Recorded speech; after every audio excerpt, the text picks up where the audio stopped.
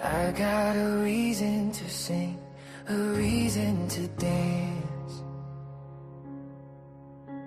I've still got a reason for joy, to still clap my hands. I got a reason, not based in believing. It's all 'cause I know who I am.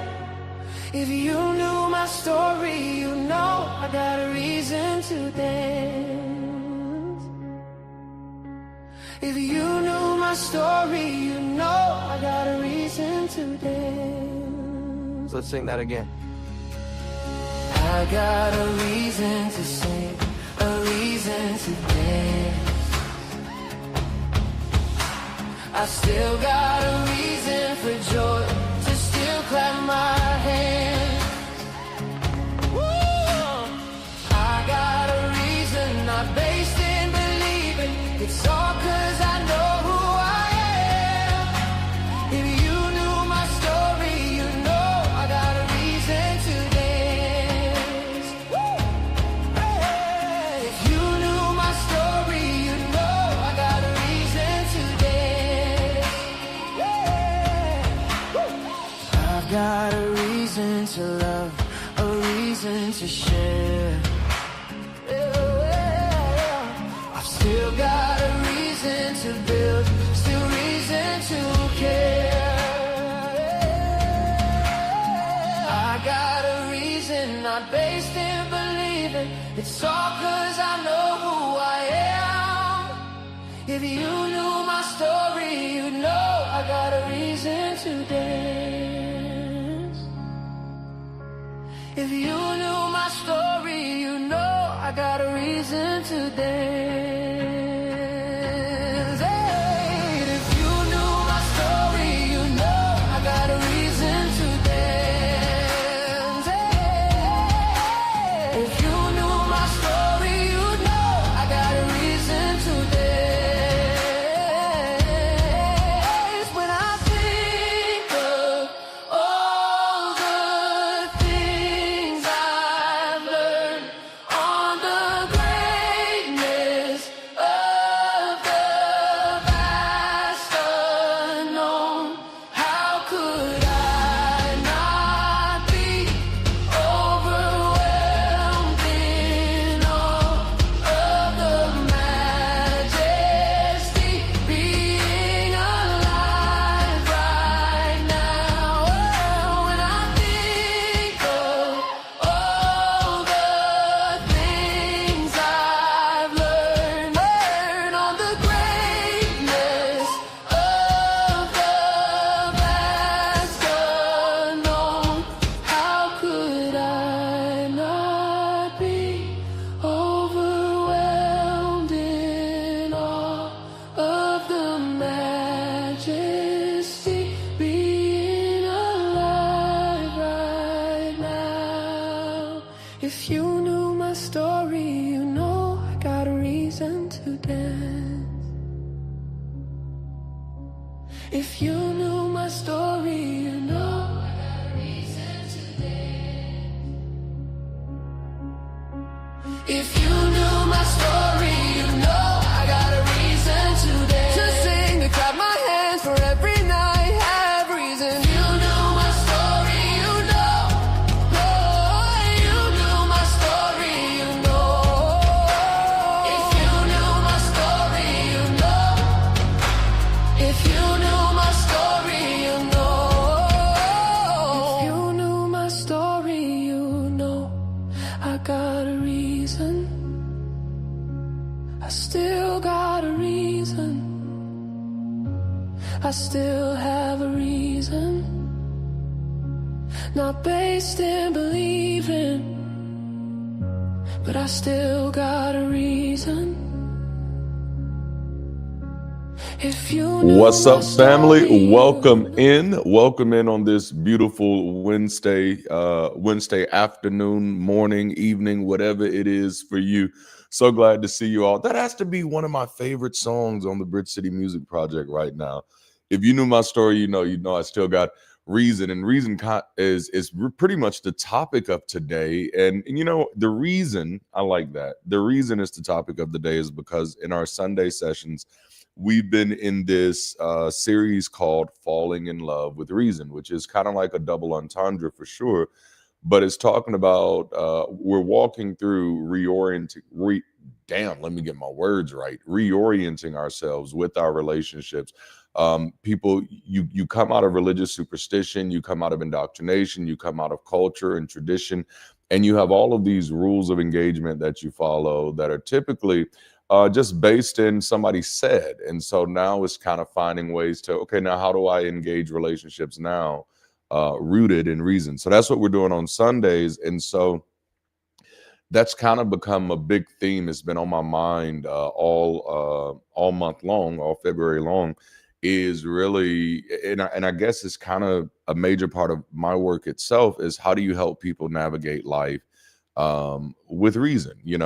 After deconstruction, the Sunday session series we just got out of in January was Life's Big Question.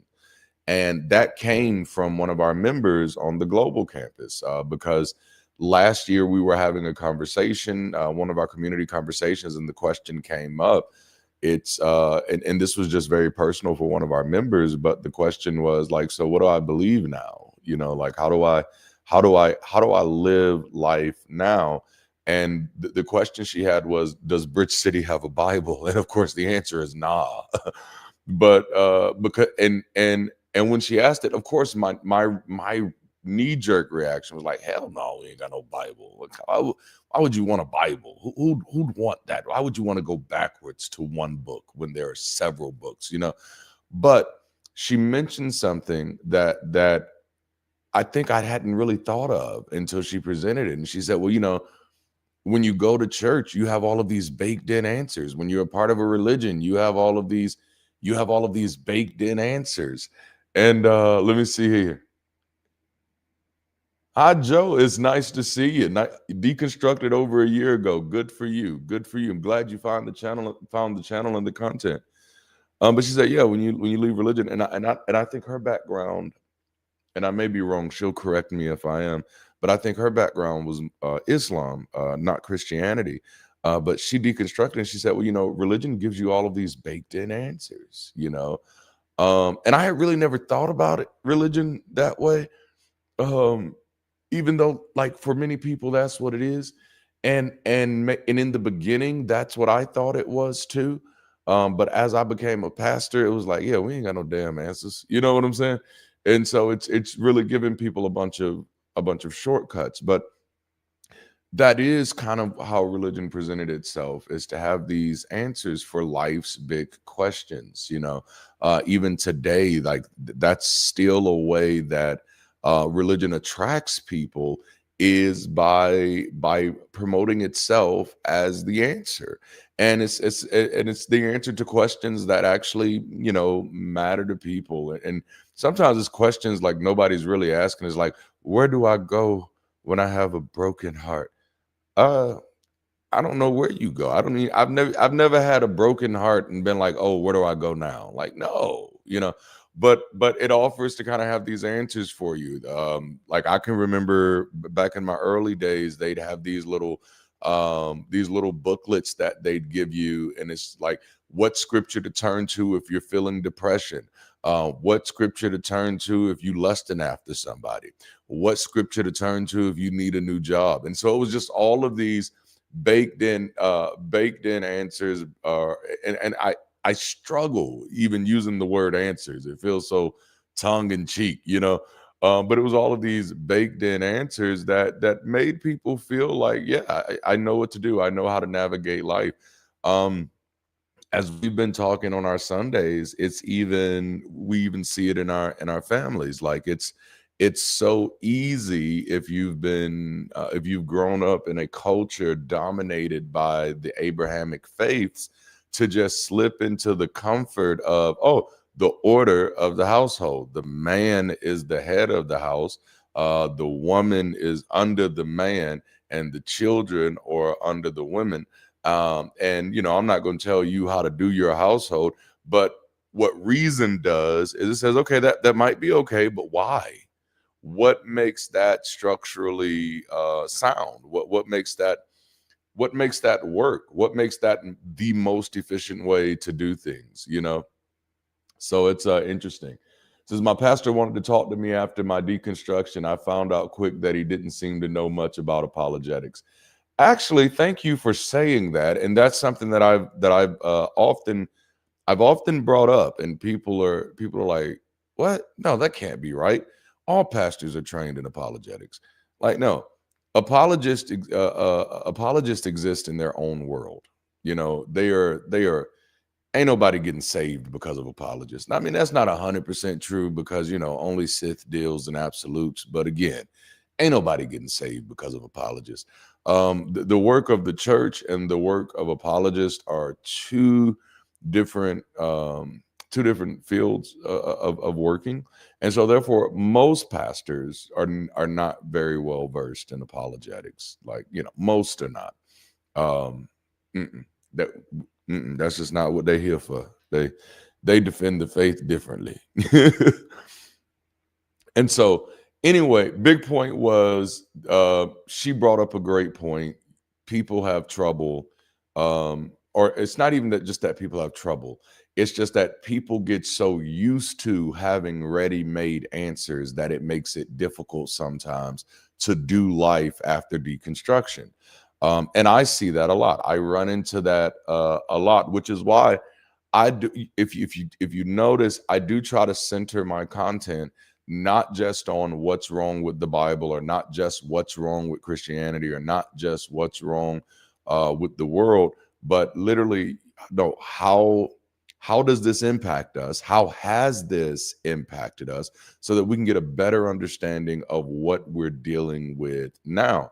And a part of that is because I'm watching the fallout. Now, for those of you who have, heard me share my story, then one of the reasons I stayed quiet as an atheist for 10 years is because I realized that the moment you disrupt someone's belief system, it can have devastating consequences for some people.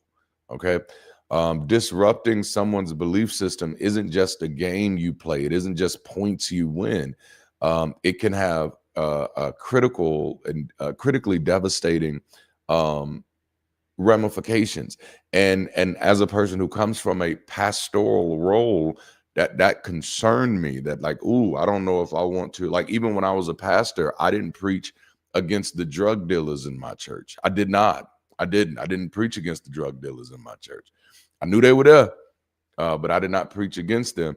I didn't tell them you need to stop what you're doing, because I would deal with the consequences in my mind. Okay, now what if I tell them to stop doing that, and then their family no longer has any money, and or they go get a job somewhere, and that job can't compare to what they were paying. It's way too complicated for me to be just trying to tell somebody what to do, what to do there.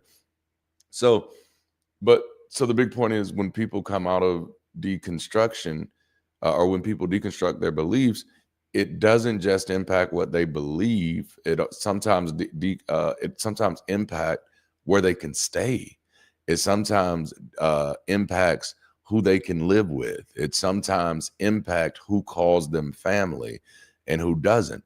And for many people like myself, like, no, I'll pay that price. It is what it is. Like, I prefer freedom than anything else. I love my freedom. You ever want to get on my bad side, try to mess with my freedom, right? No, I prefer freedom. And I just so happen to have such a traumatic life that I can, navigate through that shit. But there are other people who it's really hard for them to come back from that. And that's something that I pay attention to. I pay attention to the amount of people who have deconstructed and are still kind of stuck. You know what I'm saying? Um, let me check. I try to, for these Wednesday lives, I try to keep up with the chat a little better.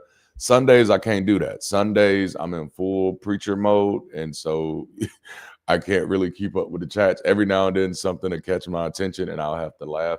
All right, now y'all know I got old man eyes. These glasses are not for play, so I'm gonna have to lean in to get a better view. Oh, Kenya's in the house, man. How did I miss all of these chats? I'm sorry.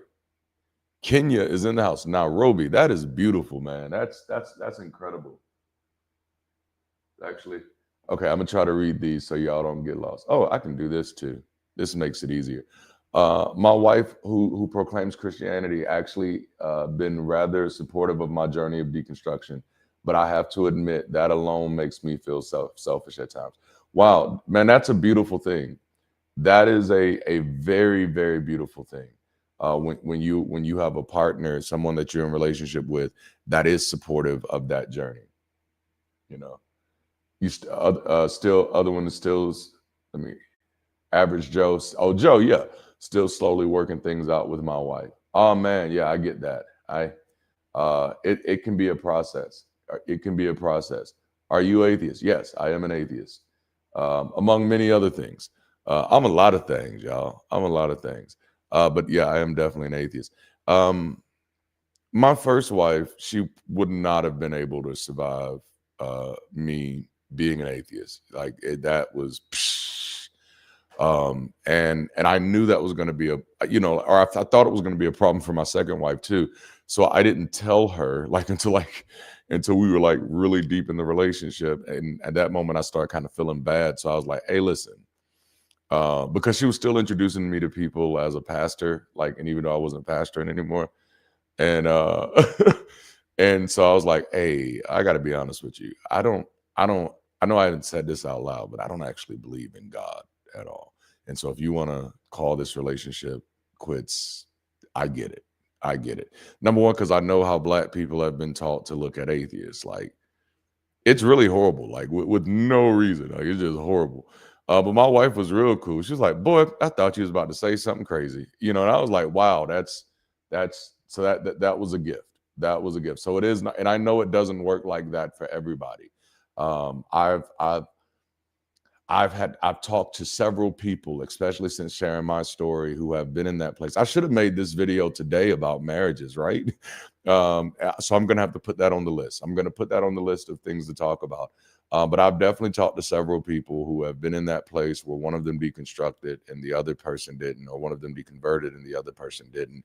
And it put a lot of strain on their marriage. I get a lot of questions about it.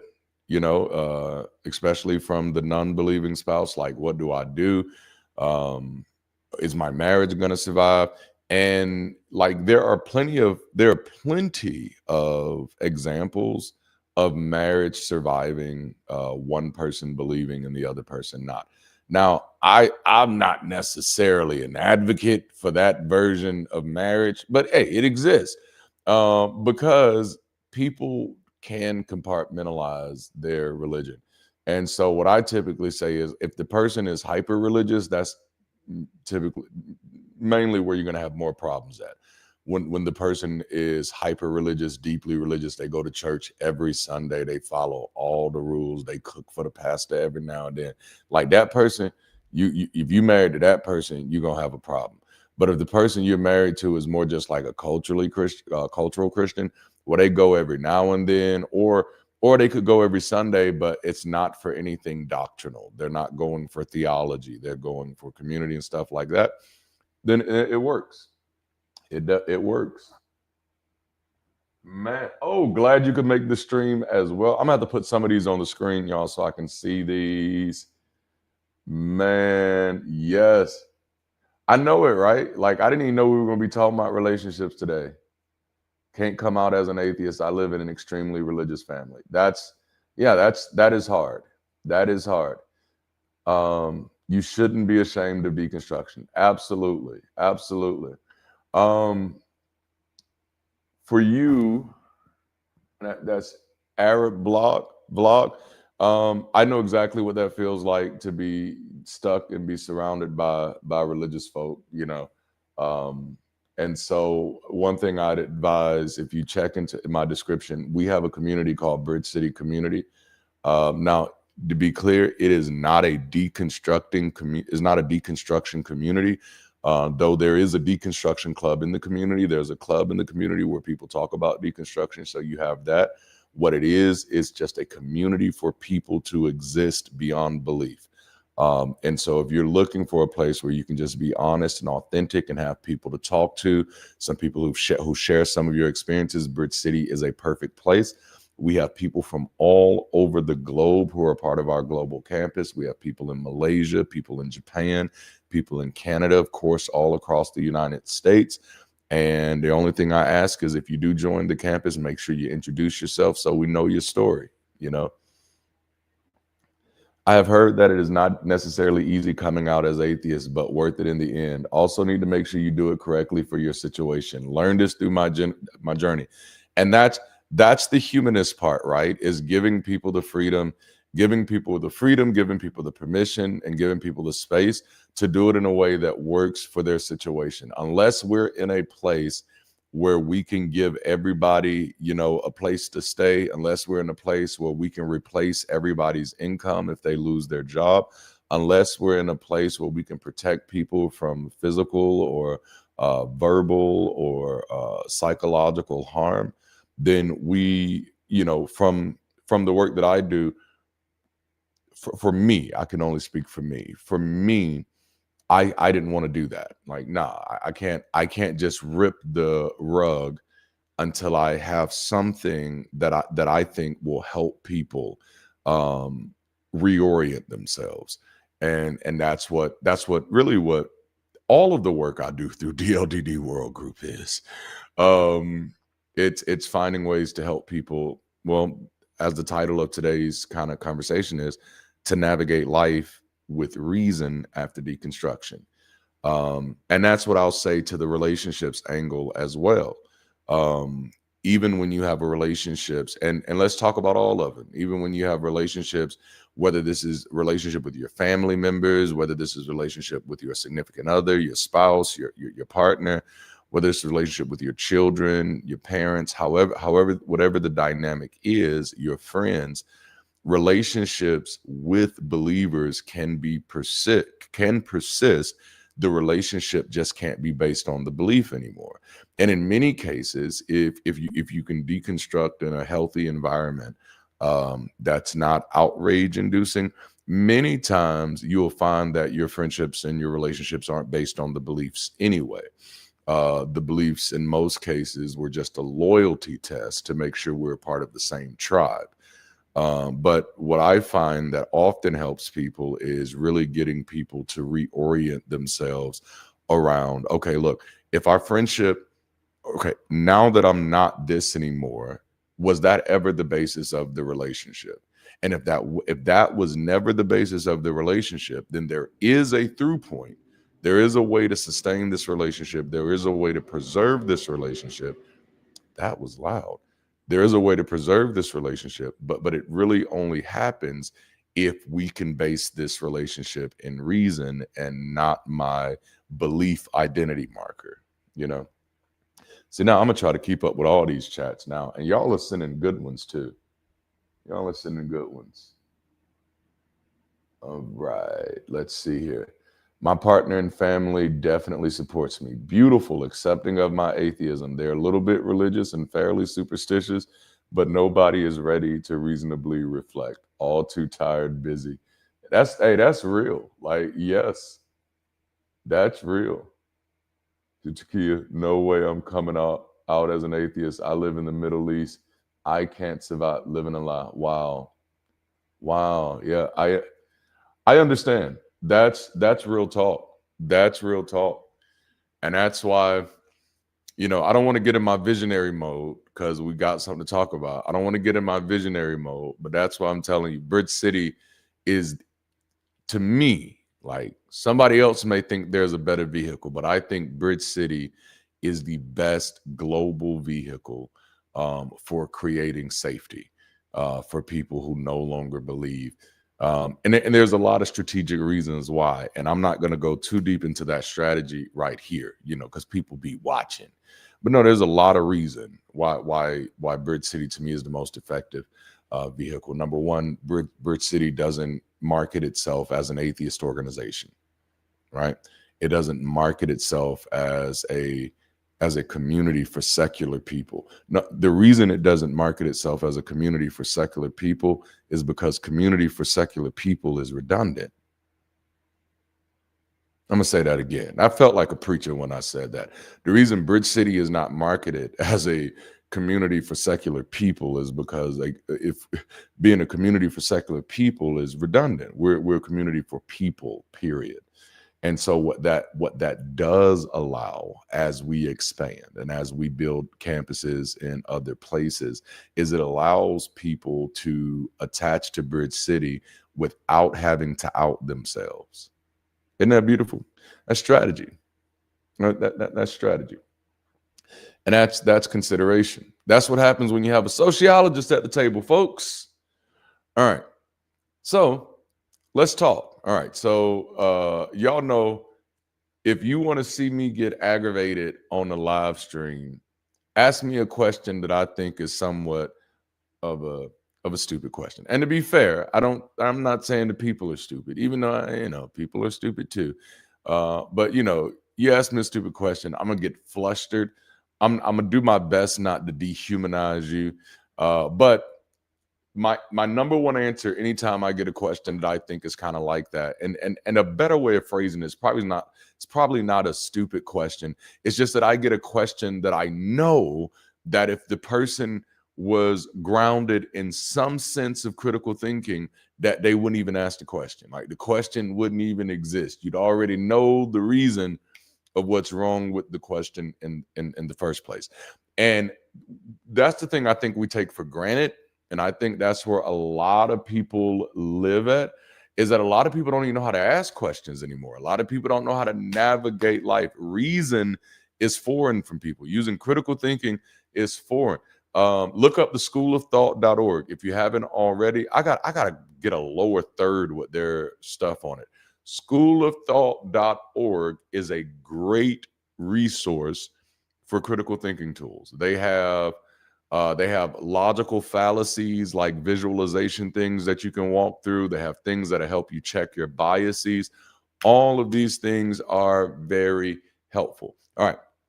One of my concerns, so I told you, I stayed in the closet for 10 years as far as my atheism, because I didn't want to disrupt other people's belief without a replacement, without something that we can say, here, this is how you can reorient, without something that say, hey, here's a soft space to land, without some type of way of say, okay, hey, if your family turns their back on you, we got you, type of thing, right? But now let's talk about what kind of makes me, what made me get into the place where you can say, okay, now Darante is not only, and it's not only that I've become vocal about my atheism. There's a lot of us that are doing that. I did something a little different, right? It's not just that I've become vocal about my atheism. I've also become, let's see here. I've also become very active in where I think we should be moving forward as humanity. And where that kind of comes from is watching how many people were actively harmed by sustained, persistent superstition, by being in superstition for so long. That is too funny. Oh, that closet. Haven't heard squat. That's how it be. That's how it be. And so what I found out, like, there are some things that I recognize. Like, I recognize that many of the people that I loved who were in Christianity had a real hard time. And again, I've often said, religion doesn't impact everybody the same way. I'm just talking about the people that it did impact this way. But I noticed that there was a high number of people, especially from poor and Black communities, that were easily falling for scams for the same reason they were believing the Bible. Okay, can I say that again? That I noticed that there were people who were easily falling for scams for the same reason they believed the Bible. Because like that's the muscle you've been flexing the most, believing bullshit. You flex the believing bullshit muscle a lot, that thing kicks in even when you don't want it to. Like, so I started noticing things like the blessing looms. I don't know if y'all saw the blessing looms when they went around, but there were like Christians were on that thing. Like when you actually do deep research on the communities that are most impacted by snake oil salesman type scams, pyramid schemes, things like that, it is primarily Christians who are attached or who are attracted to these models, if you will. And it's because you spend all of this time suspending your disbelief, you spend all this time suppressing critical thinking, that now you've disabled your relationship, and y'all have heard me talk about this before, you've disabled your relationship with cause and effect. So now you don't understand how this leads to that, right? So that was the harm that I started noticing. And then I begin to wonder, ooh, how has that damaged entire communities? Mm-hmm. How does that play a role in our relationships? If we're at the point, if as a species, as intelligent as we are, and we are intelligent, but as a species, if we're no longer like our whole evolutionary journey as far as individuals and as a society is based on looking at things as they are and adapting and adjusting accordingly. That's having a good relationship with cause and effect. When you disrupt that relationship with cause and effect, then a person can't figure out why things keep happening to them. Oh man, this ain't Sunday, but I'm preaching. Jalapeno, habanero. Hell yeah. It's good. Can I get a hell yeah in the chat? You're like, no. Oh, goodness gracious. Okay. So the big point is that once people leave these systems, they find out everything that's wrong with the system, right? Like we can hyper focus on everything that's wrong with the system, but we never really spend time focusing on, okay, like, ooh, but what got me stuck in it?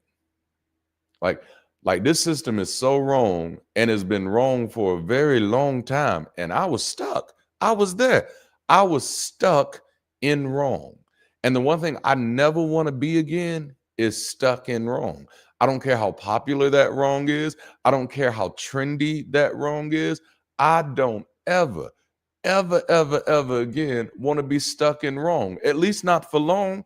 Now, I don't mind being stuck in a little bit of wrong for a little bit, but I don't want to be stuck in wrong for long. So that's where I like to spend my work at, is not just helping you see what's wrong, but also hopefully equipping you with some tools to where you don't stay stuck wrong.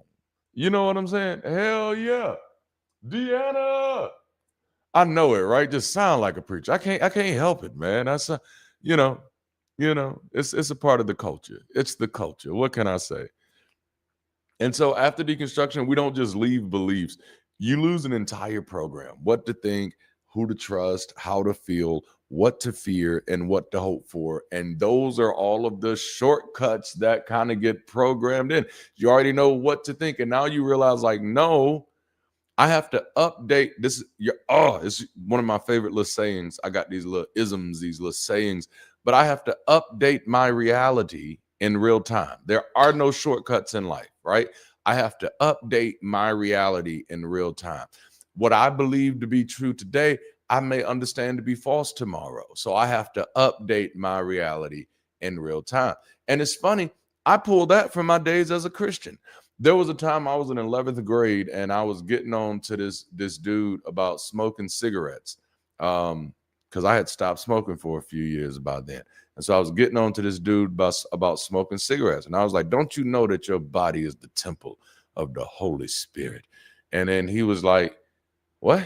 And it turned out he was an atheist. And so old boy ended up schooling me real quick. And he was like, but when Paul says that, don't you realize that he's talking about sexual immorality and not anything else? And don't you realize that Jesus said it's not what goes into a man that defiles him, but what comes out of a man that defiles them? And how do you reconcile that? And I was sitting there looking like, oh shit, this dude just ate my lunch. I thought I was helping him. And then he took it a step further and racialized it. And he says, do you eat pork? You eat hot dogs? And I was like, yeah. And he said, high blood pressure and cholesterol is killing black people left and right. And you out here eating hot dogs, but you getting on to me about cigarettes. And I was like, dang, I had no defense. But it taught me something very important that I started adapting in my life. What he, what he, right? The smoke coming out of him. That's hilarious. Damn, that's too good. See, now that got me. The lesson that he taught me that day is that, oh yeah, it's possible that what I think I know, I don't. It's possible that what I think I'm absolutely clear about, I'm not as clear about, right? It's another little saying of mine, like I don't give myself permission to know, to pretend to know anything that I don't actually know. If I don't know, I don't know. That's it. I don't care how inciting or inflammatory or sensationalized the information is. I don't give myself permission to know anything that I don't know. Period. Oh man, that protects my peace. That protects my peace. Jalapeno. You know what I'm saying? So now the question becomes, what do people do? So if I've had all these shortcuts that I've lived by that were based off of my religion, or that were based off of my culture, or that was based off of whatever rules, men do this, women do this, society does this, husbands are like this, wives are like this, children are supposed to do this, elders are always this. Now, if I'm no longer living with any of those shortcuts, what do I have to do? Well, you have to actually pay attention in life. And so that's kind of when we're talking about reason, when we're talking about reason and critical thinking, we're not just talking about having these gotcha moments of other people. We're not talking about always being able to call out when somebody else is wrong. We're talking about being able to recognize when we need to update, being able to recognize when we need to change how we're navigating, how we're operating. I mean, what good is critical thinking if it doesn't help your life? And I mean, forgive me for sounding like a preacher for a moment, but if you want other people to actually start just to think that critical thinking is a good thing to do, we should probably do a better job of making it look better. Because right now, when a lot of people see critical thinkers, they just see a lot of people who are mad at the world, which I get it. I'm not saying that's wrong. James Baldwin said to be a black man in this country and to be intellectually awoke is to always be in a state of rage. But at some point, you got to learn how to do something with that rage. Oh, I am preaching good now. Jalapeno. And so at some point, so I don't want us just to be able to use critical thinking as a gotcha against other people. No, make that critical thinking mean something in your life so that other people look at you and say, damn, I think I might want to try that. Maybe I need to try to think critically this time. I've been praying for so long and that shit ain't helping me, but I've been watching you and you've been critically thinking over there. Maybe I need to try this in reason's name. Like, that's how you convince people. You model what works better. Damn it, this is good, man. Woo. Oh man, that's good. Come on now. This is, I'm so glad. I'm so glad this is helpful. That's the guiding question. Does it help? And that literally is the guiding question for today's conversation. What are you following now, and is it helping? What are you using to navigate life now, and is it helping? How do you orient life now, and is it helping? Is it helping you? Is it helping other people? How is it helping? Okay.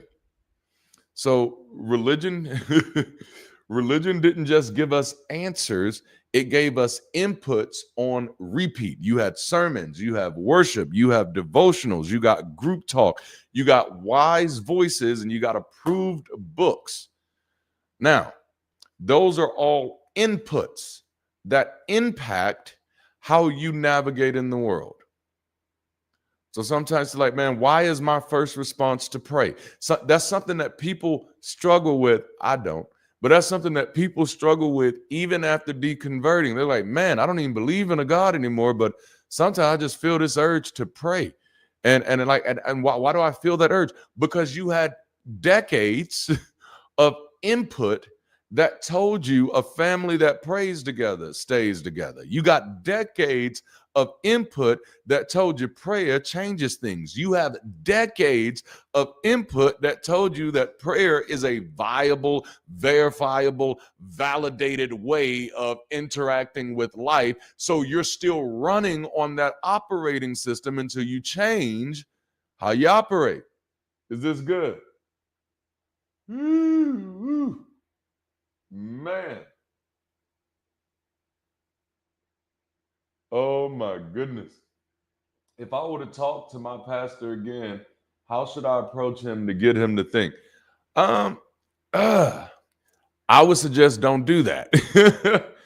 That ain't model critical thinking in your life. And the reason I say that is because that's a slippery slope. At that moment, it's not necessarily about caring for the person.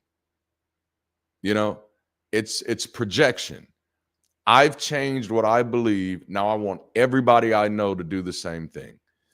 And that is, again, that's where I was when I first deconverted up until a moment like, what, wait, why do I need him to change the way that he thinks?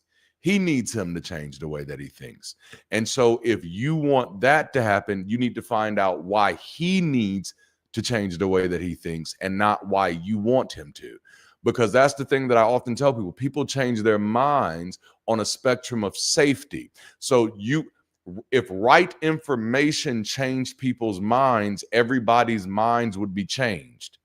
But the problem is we're not very good at discerning right information. And so when you present the information, the only thing that makes it right to you is you're the one presenting it. And to them, that's going to be the automatic disqualifier. And so the key to helping people change their minds is actually caring about the people first, not about what they think. Okay? Because then when you actually care about them, you know enough about their lives and about what matters to them to know which buttons to push. Knowing what's wrong with the Bible is never going to be enough. If it was, there are people in seminary who know everything wrong with the Bible and are still preachers. There are people in seminary, they still believe in the Lord. And they know that Second Peter is a forgery. And they still believe in the Lord. They know that Noah's Ark did not happen. They know that Red Sea is not Red Sea, but Sea of Reeds. They know that there's no evidence that the children of Israel were ever in Egypt for an extended period of time as a massive group of people. Like they know this and they still believe it because I still believe in Jesus because they didn't get there through reasoning. So reasoning is not going to get them out of there. They got there through safety, and safety is what to get them out. Yeah. And that is something that's really what it becomes for people is sparring. And when it's sparring, my only advice to people is like if you're having these conversations because you're trying to help yourself, make sure you're doing it with people who are willingly sparring with you. Don't force it on other people. Otherwise, that makes you just as bad as the Christians. And so when it's sparring, when it's for you trying to sharpen your skills of being able to critically engage the topic, when it's with you trying to be able to have conversations with people in good faith, leave the preachers alone, go to the apologists. The apologists are ready for that. They want that all day long. For the preachers, make sure they sign up for it. Oh man. And so you when you're in religion, you get all of these inputs that impact how you respond in life. It impacts how you operate. That's what determines that operating system. It's not just your belief, right? And that's one of the funny things about religion that many people don't realize is that most people don't believe their religion, they believe their inputs. Like this is why you can have a whole bunch of people who are all Christians and are all reading from the same book, but they all have different takes on what that book says, and how to operate. Well, it's because they're all operating on different inputs. Okay. So some of those inputs say baptism is being dunked in the water, but somebody else's inputs is telling them that being baptized is being sprinkled. And then somebody else is saying, well, no, actually being baptized is being filled with the Spirit, with the evidence of speaking in tongues. And so it's the inputs that end up determining the outputs. And so one of the things that I try to do is to counter the inputs. All right.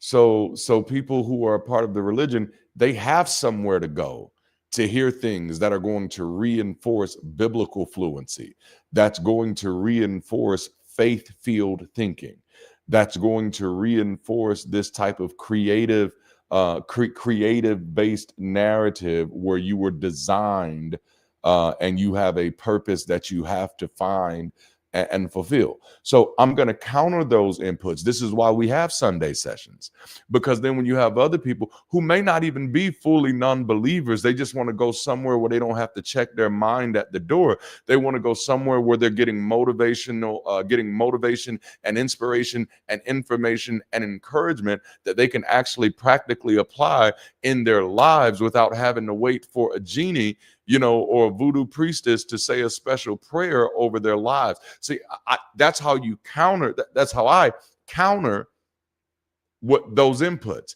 is, by creating new inputs that are not just that are creating new inputs that are not based on telling people what not to do, what not to believe, what not to think, but are helping people find ways, reorienting with how to live, how to walk through life, how to adjust, how to adapt, how to survive after faith, how to thrive after faith, baby, how to rise after faith. Because again, critical thinking don't mean nothing if it don't mean something to your life. And when you can make critical thinking mean something to your life, this is one of the reasons that people actually look at me and say, okay, maybe he know what he's talking about, because critical thinking has meant something for my life. Critical thinking took me from 580 pounds to under 200 pounds. Critical thinking has meant something for my life. If you would have saw my family, you can still Google me and find the GoFundMe when my family had lost everything, but critical thinking has transformed my life. And that's the good news that we need to get out there to people, is that if you learn how to think, if you learn how to engage life critically, if you learn how to pay attention, if you learn how to adjust, if you learn how to recognize cause and effect, you will do better. Everything may not get better overnight, but inch by inch, you will get better. I'm preaching. Jalapeno, I'm so sorry, y'all. Habanero. Hell yeah. That's good. That's good. Okay. And so that's my goal, is to model critical thinking as a better way of engaging life. Is to model living your authentic truth as a better way of engaging life. To model reclaiming your agency as a better way. In the month of March, Bridge City starts a new Sunday session series called The Greater Gospel. And the whole month of March, we're going to be flipping the whole concept of the gospel. Like, and the gospel is, I came to set the captives free. That's the good news. The great news is that you can liberate yourself. See, we're teaching people how to get their agency back, man. Okay, I'm sorry. Not sorry. Yes, I love it. Hell yeah. This is good. This is good. No, we have the greater gospel. They got the good news. We got the great news, baby. The great news is you don't have to pray about it. You can do something about it. The great news is you ain't got to praise somebody in the sky. You got people right here that you can praise if you're just really looking for it. Whatever your kink, there is somebody who can fix your kink. The good news is one person messed it up and one person can fix it. The real news is many people messed it up, but many people can fix it. We're not waiting on the one. We're working with the many. Modeling that this is a better way. Just telling people that this is the better way ain't gonna do shit, y'all. Just like if we're the ones telling everybody that critical thinking is the best way to engage life, but we cannot prove it with our lives, what does that actually mean? What does that actually, like, how did you get to that conclusion then?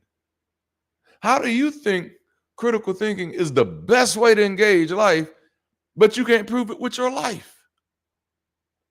No, I can prove it with my life, baby. I can prove it with my life. I can prove it with how I handle disappointment now. I can prove it with how I navigate through hard times. I used to break down bad every time I was disappointed, man. Oh my goodness. Every time something negative happened in my life, like I'd be wrapped up in just a ball within myself, trapped within myself. So many voices within my head reminding me of how much of a failure I am, and that how I must be messing up, and this is why life isn't rewarding me the way that life should. But the moment I begin to deconstruct and begin reprogramming myself, if I mess up, if disappointment comes down, I say, oh, there we go. Let's go again. Let's get back up. Let's get back up. No, because I'm operating off of something different now. I'm operating off of critical thinking now. So now when I go through a hard time, I'm immediately reminded, dude, you're not the only one. Because a lot of time, okay, now this is how I talk to myself. You don't have to take this if this is too hard for you, but this is how I talk to myself. Like, why you think you're so special that you shouldn't go through hard times? With everything that happens in this world on a daily basis, how did you convince yourself that you are so special that you're immune to it, that it shouldn't happen to you? You ever said, this shouldn't be happening to me? Why shouldn't it be happening to you? That whole thought process is based in superstition. It should be happening to me because I'm a good person. So in your experience, bad things only happen to bad people? No. Critical thinking changes. Like when you allow yourself to critically engage what's going on in your life, like whether you're going through a breakdown in your relationships or a breakdown in yourself, when you go to the therapist, the whole job of the therapist is to help you critically engage your life, your decisions. Their whole job is to reconnect you with the cause and effect of your lived experience. Damn it, this is good. I want to raise up a generation of people who do this, who want to do this, who get to do this, who are excited about doing this, because that's how we get better. As a society, as a species, we got to get excited about the great news. Man, I'm in that series, and I ain't even supposed to be in that series yet, but it's fun. It's fun. So, like I often tell people that the scientific process is not just for the lab, it's for life. And that's what we want to help people realize. Man, there are a lot of people who are incredibly gifted at teaching people science, and we need that. Oh, man, please don't get me wrong. I'm grateful for all of them. Two of my kids right now are getting ready to go into college. Both of them are aiming to major in something dealing with computer engineering, and both of them also are trying to major in something in physics. Love science. We have people who are absolutely gifted at communicating the technicality of the different sciences, whether we're talking about biology, typically evolutionary biology, whether we're talking about chemistry, whether we're talking even, man, there's just a whole line. But we also need conversations where people remember that science is not just how we interact with great experiments. It's how we interact with the world. We've got to take these subjects out of the academy and bring them back to life. I was so disappointed that I didn't get introduced to philosophy until after college. Oh man, I was heartbroken my first time reading Plato's Republic. like I was like, dang, I kind of wish I would have got this one somewhere in kindergarten. You know what I'm saying? Because it was just so good to me. I was like, oh, but we've got to take these subjects out of the academy. They have academic utility for sure. We need more scientists than we've ever needed before. They have academic utility. But we've also got to remember the sciences have social utility as well. Philosophy has social utility. Understanding biology has social utility. It was me getting a critical understanding of my biology, why we eat for energy, that helped me realize that I was doing it wrong. You know? So reason isn't about having a replacement of religion. Reason is about having a way to steer, a way to navigate. All right. Because your biggest day-to-day threat isn't who believes in the Bible. Your biggest day-to-day threat is how you navigate life. Whew. And so I could spend and I do because people like it, but I could spend all of my time just telling you what's wrong with the Bible, and none of that is going to help you at all. Not for real. Which is why I always try to, a little bit of, a little bit of sugar helps the medicine go down. I always try to lace that sugar with the medicine. And the medicine is, this is what you can do about it. The medicine is, this is how this has impacted you, but this is what we can do to shift this thing around. Too busy indoctrinating to be educating. This is the truth. So reason is about having a way of steering. It's about having a way of navigating life. And so the core framework, if you just kind of break it down, and I've talked about this in a deep dive called Mastermind Your Life a little bit, but it's understanding how your inputs impact your behavior. All right. And so you have your inputs, you have your interpretation. This is what begins to shape your identity, and this is what shapes your behavior. So your inputs, your inputs are what you consume and who you're around. That's your inputs. Your interpretation is the story that your mind builds around those inputs. The identity is who you think you are and what you think reality is, which is shaped by what? Those inputs. And then your behavior is what you do repeatedly, which is being informed at the end of the day by those inputs. Now, the tricky part is you don't have control over the inputs. That's the hard part. And I mean this at levels.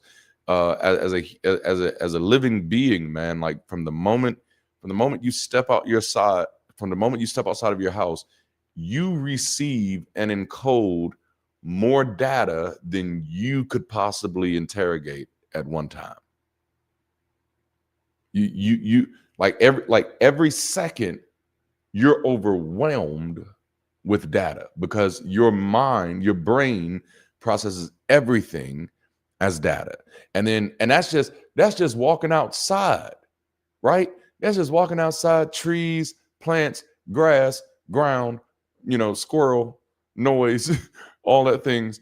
And then you add into that music, and then you add into that televisions, and you add into that YouTube and Facebook, and then you realize how much data, Bad Bunny, how much data you're actually being influenced by at any moment in time.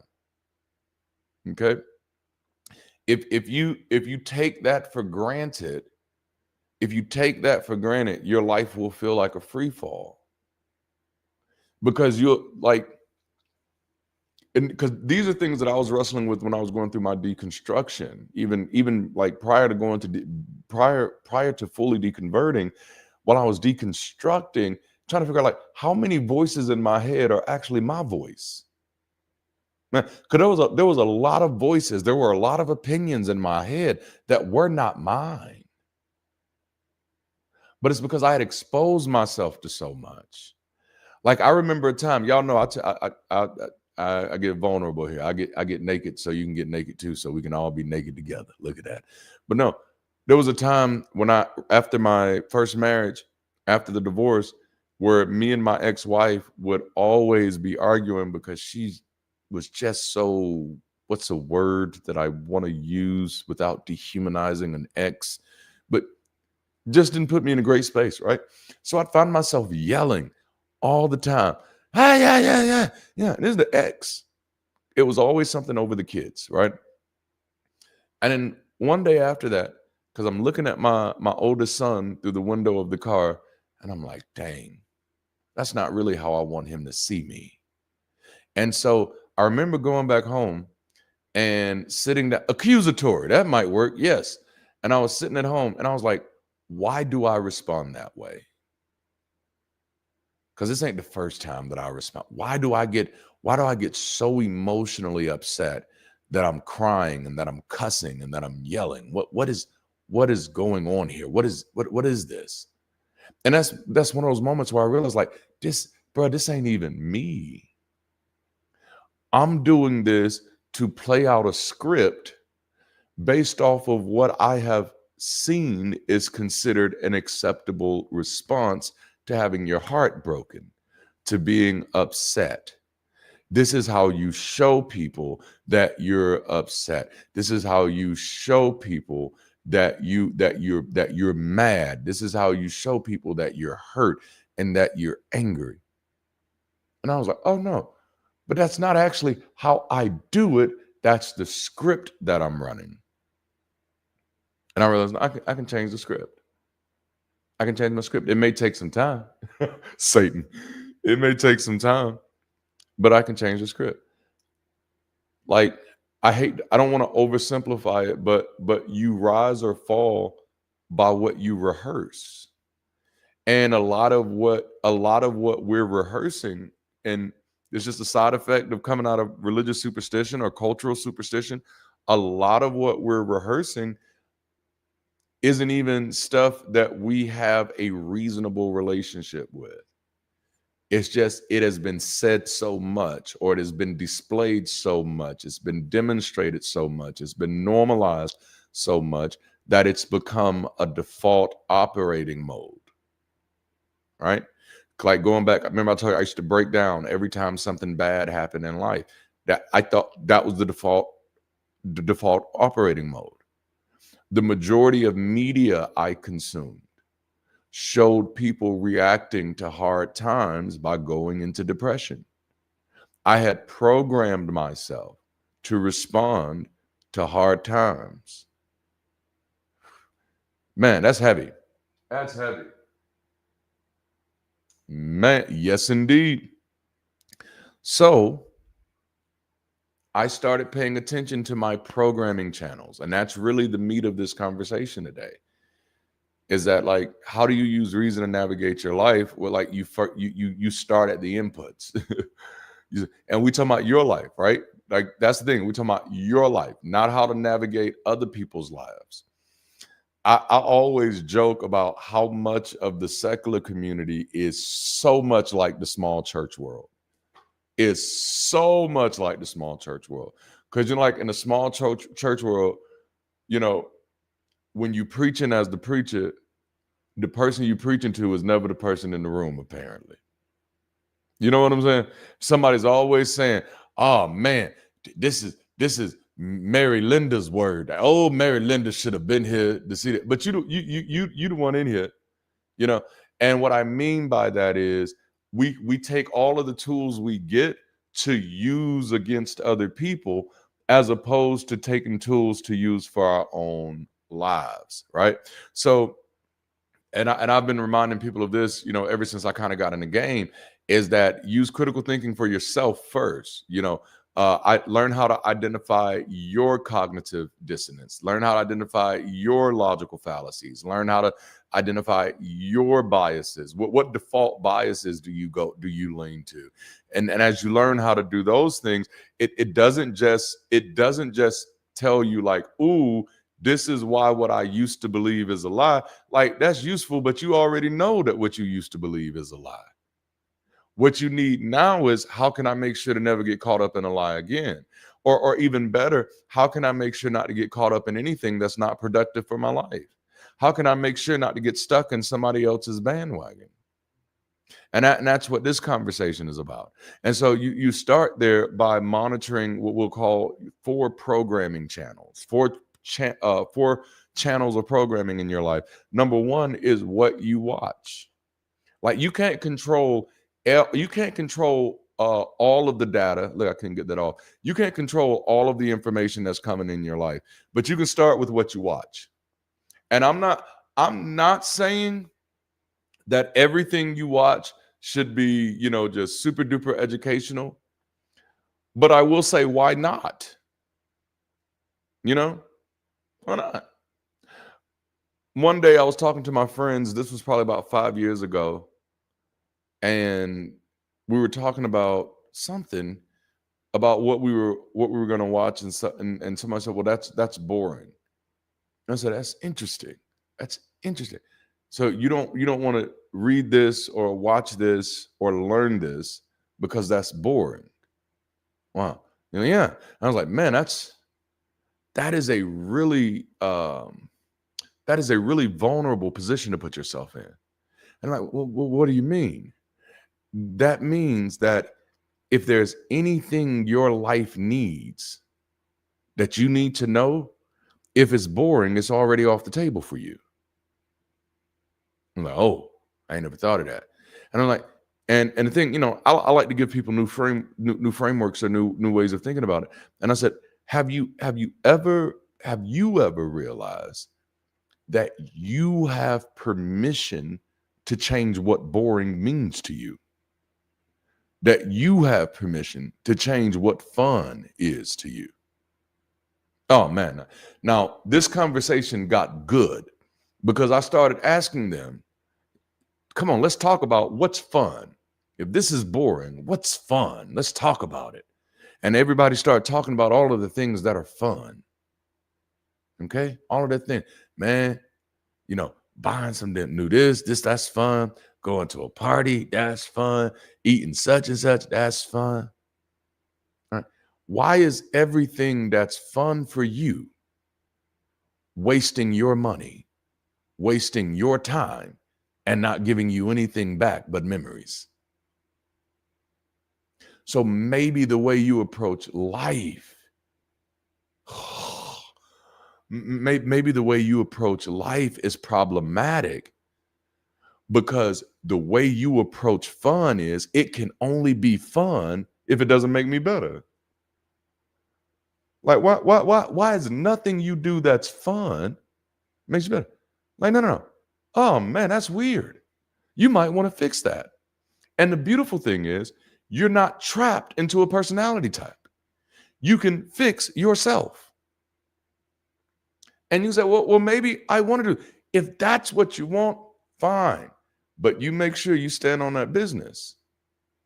I don't want to be better. Otherwise, you say, no, this used to be boring to me.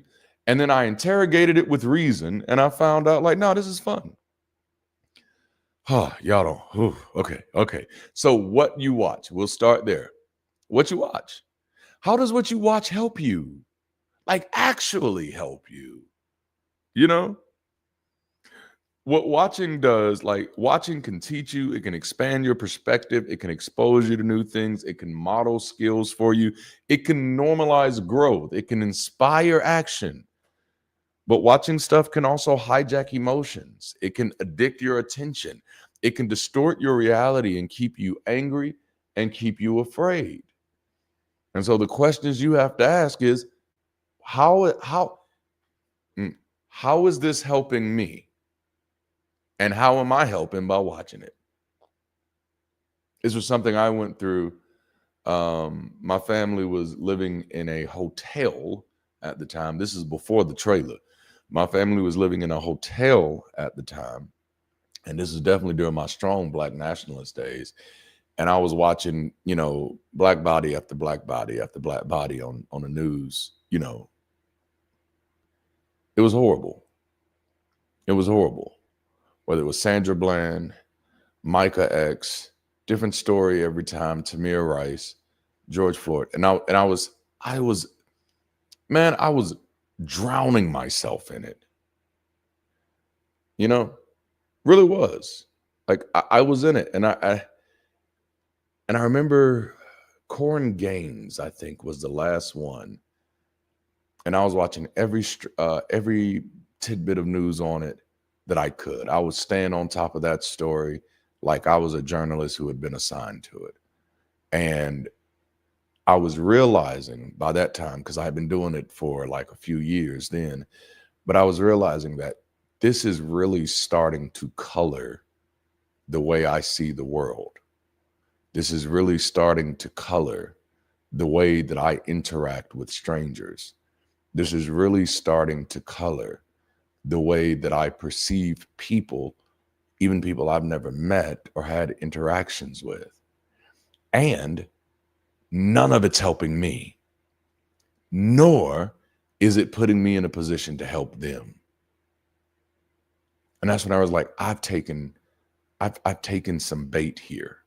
I've taken some propaganda here. I've gotten tricked into leapfrogging. Oh man, yeah, is this too mature? Is this an ouch moment right now? No. So what am I watching? How does it help? What does this content reward me in? Is it giving me clarity, or is it just giving me outrage? Right?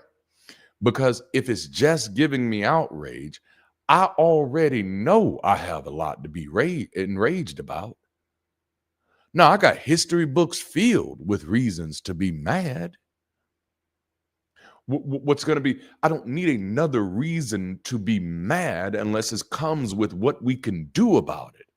I need an assignment. I need something to do.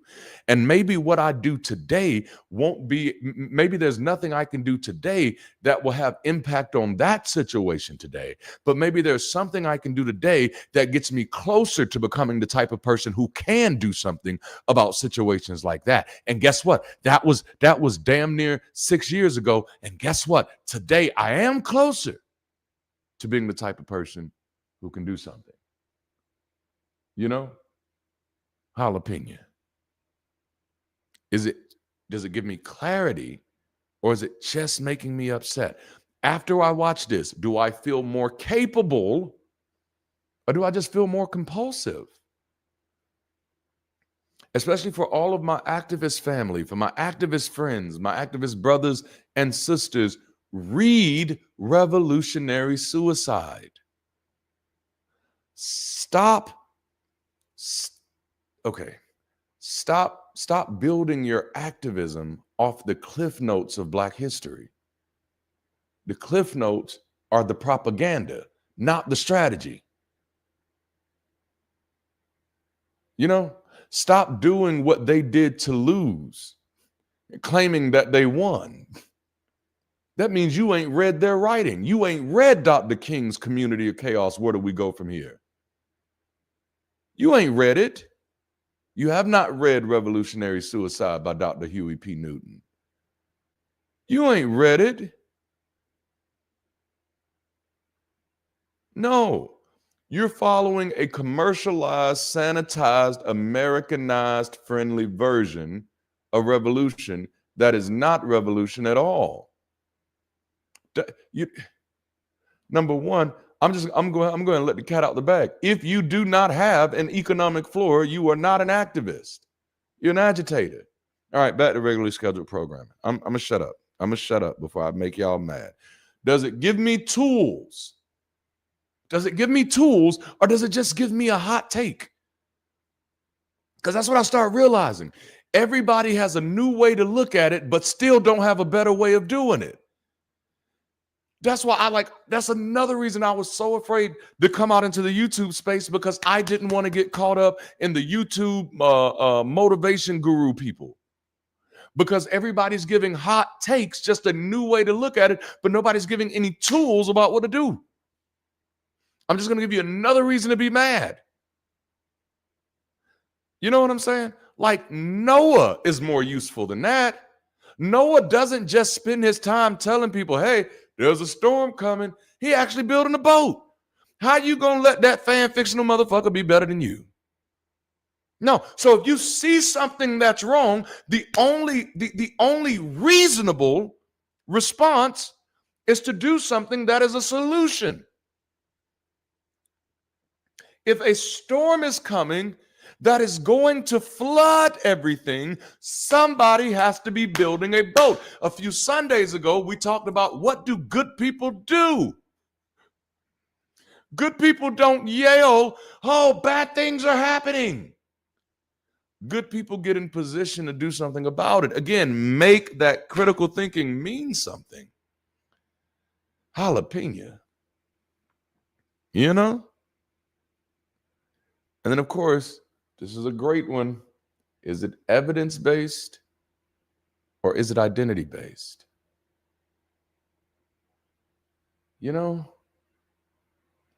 Because a lot of times I realize we believe things just because it's coming from people we like.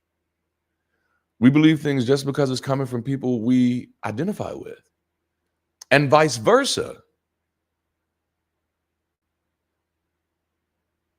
It's like, no, what am I watching? How does it help? Now, again, I'm not saying you got to become robotic, but I will suggest give it a try. What do you have to lose, right? Give it a try.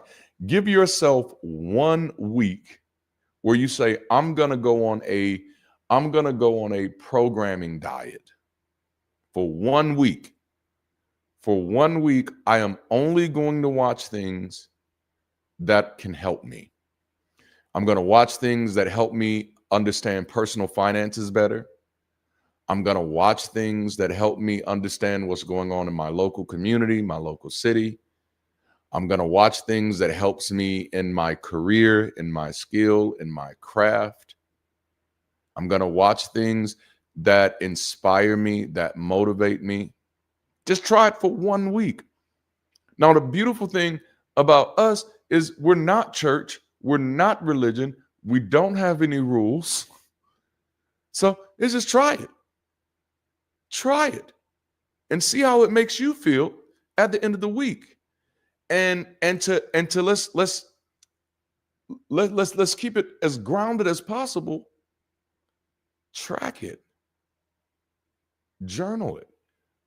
Wake up every day, write how you feel at the beginning of the day, and then before you go to sleep at night, just kind of reflect on that day, how that day went. One of the things that I stopped doing a few years ago is listening to the radio, and that's going to be the next one. So I'm going to tell the story now, but we'll get to, I stopped listening to the radio a few years ago. Like I listen to music, don't get me wrong. I stopped listening to the radio.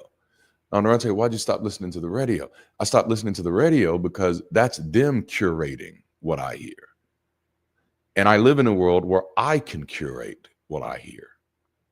You know, so I can literally go to my phone and choose what I want to listen to and why I want to listen to it. And the reason I did that is because I noticed with a lot of the stations that I listen to, I'll just say it that way. I don't want to paint a broad brush, but all of the news segment was just gossip. And so I realized, like, my mind is getting inundated with people's business that I really don't need to know, don't care to know. And that's going to color what I feel like I am entitled to know about other people. And so I just want to get that out of my head. And then also, I don't like all the damn songs. I don't want to, okay, that's a whole other thing. But anyway, how is it helping? All right.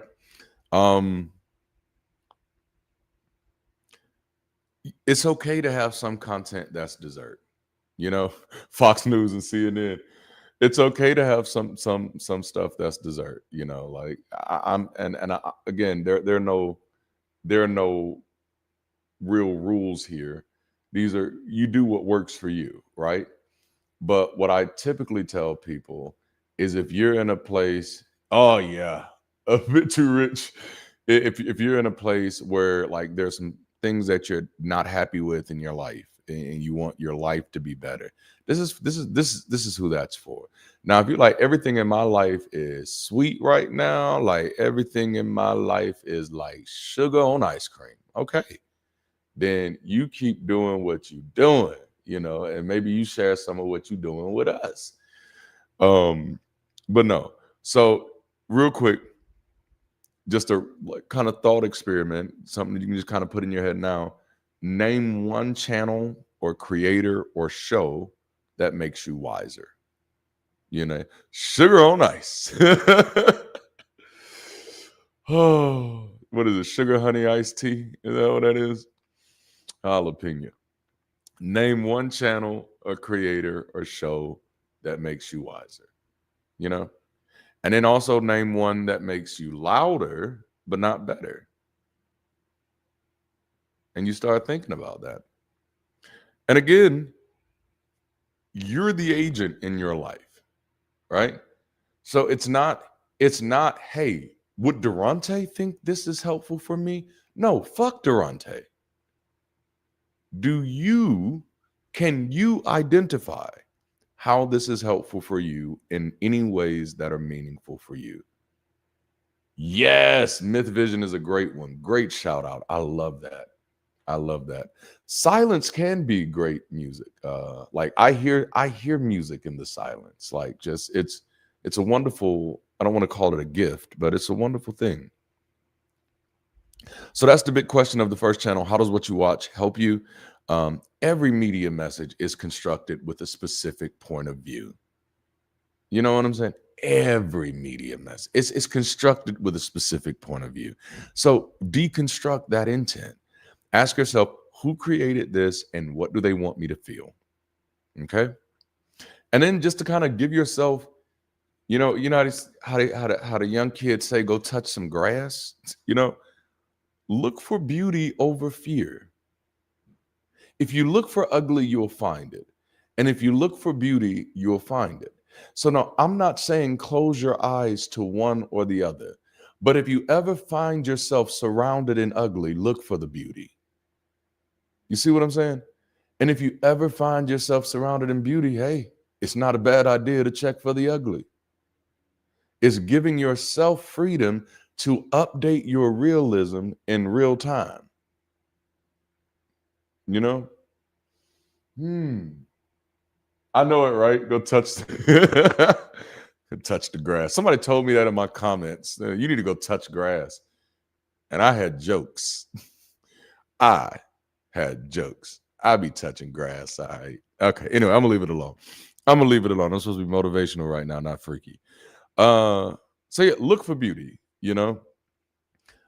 Make sure, and this is because y'all, your mental health is a part of you.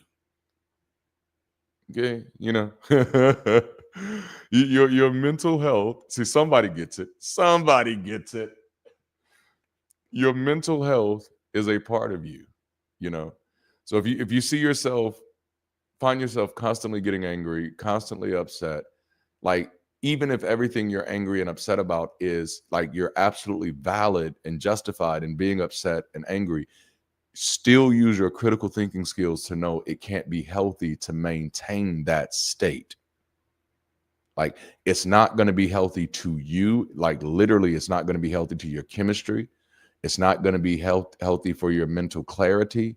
It's not going to be healthy for your relationships. So I'm not saying don't be angry. I'm not saying don't be mad at what's happening. I'm saying use critical thinking to know that being mad all the time is not sustainable, nor is it helpful. You being mad doesn't help me. That's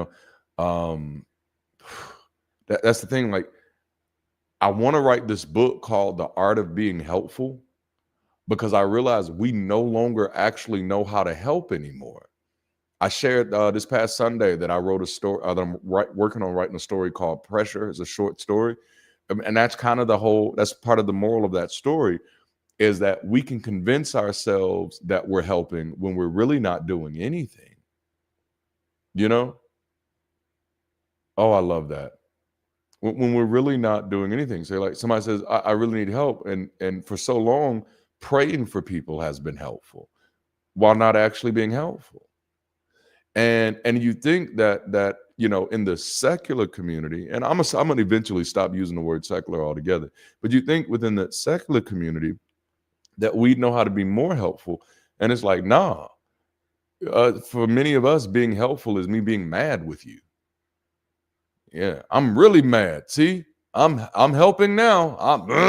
Look how mad I am. Hulk smash, mad. Me angry. Everybody not angry like me, bad people. And it's like, oh man, that's actually not helping anybody. Period. And so it's very important that we're paying attention to our own state of mental health. Like at least pick one day of the week that you're not going to be mad. And say, I just need one day where I'm not going to be mad. And on that day, look for art. On that day, spend some time in nature. Find some beauty that makes your heart come alive. Instead of paying attention to all of the strangers that you hate, that you've never met, that you're spending your whole life finding out about them through sound bites, why not spend time with the people that you love? You're skipping over your neighbors to hate internet strangers. Like you're bringing toxicity into your life unnecessarily with no intention of doing anything about it. And at that moment, you're trapped in a cycle of virtue signaling. And it's not just the virtue signaling that's bad, it's what it ends up costing you in the long run. And what it costs you in the long run, of course, is wasted time, because you're not doing things that actually better your life. And if you're not doing things that better your life, you're never going to be in a position to contribute to the world. And that's probably the real issue, is a lot of that is based on you're still situated in life as a consumer and not a contributor. So your response to life is like a bad customer. Yep.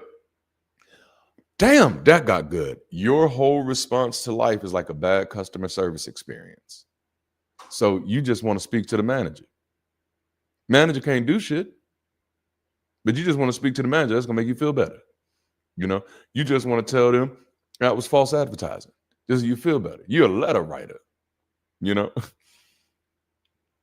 Anyway, it's what it helps, Understand the world that you live in. This was one of Carl Sagan's biggest fear, is that we'd be in this world where we're exposed to all of this technology and yet not understand how to use any of it.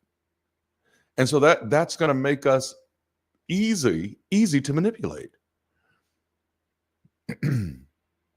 Like we already know that the social media algorithms are designed to shape our perspective. So that means we have to constantly do the work of saying, oh, why am I seeing this? All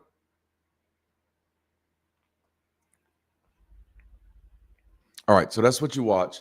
Next one, what you listen to. Man, y'all are lovely. Y'all are lovely. About the smoke of the USA, right? Okay, so how does what you listen to help you? So music, audiobooks, any of that. Audio is intimate, and it bypasses your guard. It sets the emotional tempo, whether you're going to be calm, anxious, aggressive, grounded. If y'all notice, I incorporate music into everything that I do, even though I don't have everything that we need to do it yet. So I just use the tools that are at my disposal to make sure that it's integrated, because music is so much of a mood setter. Depression and anxiety is really high among charismatic Christians. Okay, so I don't want to put all Christians in this bubble. So that's why I give the qualifier of charismatic. Among charismatic Christians, depression, anxiety, and mental health issues that revolve around esteem, is really high. Okay, a part of that is the music, and they don't know it. But it's the music that makes you feel good that's actually doing the most damage, So I used to sing this song, I'm nothing without you. I'm nothing without you. Just sound great, right? I'm nothing without you. Oh, there was the other song. Um, More of you and less of me is what I need. Mm-hmm. And then there was a I give myself away so you can use me. These songs were filled with these negative, not necessarily in the sense of calling yourself something negative, which though there were those too, but these negative affirmations of declaring yourself nothing, declaring yourself low, in order to make the other object bigger in your life. Now, the thing is, shit, you cannot outrun the script. Okay. So you cannot keep calling yourself nothing and then live like you're something. You cannot outrun that script. And so, like, even when you're smiling and everything is going good in front of everybody, that thing comes back on you and crashes. And now the flip side of that is we had these other songs like, You Are Good, Hallelujah, You Are Good. We had all of these songs that said, Lord, you are good and your mercy endureth forever. We had all of these songs that affirmed the goodness of God, who could not be seen, could not be interacted with, and if it was half as great as it claimed to be, wouldn't need any of it, while simultaneously robbing the people of their own esteem. And so my last few years in the ministry, I started running experiments, start switching words around, because I realized, like, man, we were singing ourselves sick. All right. So now when you come to my channel now and you hear music and somebody said, man, that sounds like church music. No, that's people music. It's just it finally doesn't have the superstition. Like the song that was playing right before this one, I've got a reason to dance, a reason to sing. I don't even know if I'm getting the words, but still got a reason to care and something else too. But I've got this reason, and not based in believing, And if you knew my story, you'd know I got a reason to dance. Like, no, reason doesn't just make me think better. Reason helps me live better. And because I'm living better, where y'all think this big ass smile come from? No, I got a reason to smile. I got a reason to sing. I live in a wonderful, beautiful world that is filled with awe and splendor. There's just a few bad people in it. You know what I'm saying? But the great news is that bad people can do better. Jalapeno. All right. But so the music becomes so important. And so I realized, like, after I deconverted, no longer, I no longer had these songs that used to make me feel good, but I now also realized that those songs, the wording of those songs were horrible.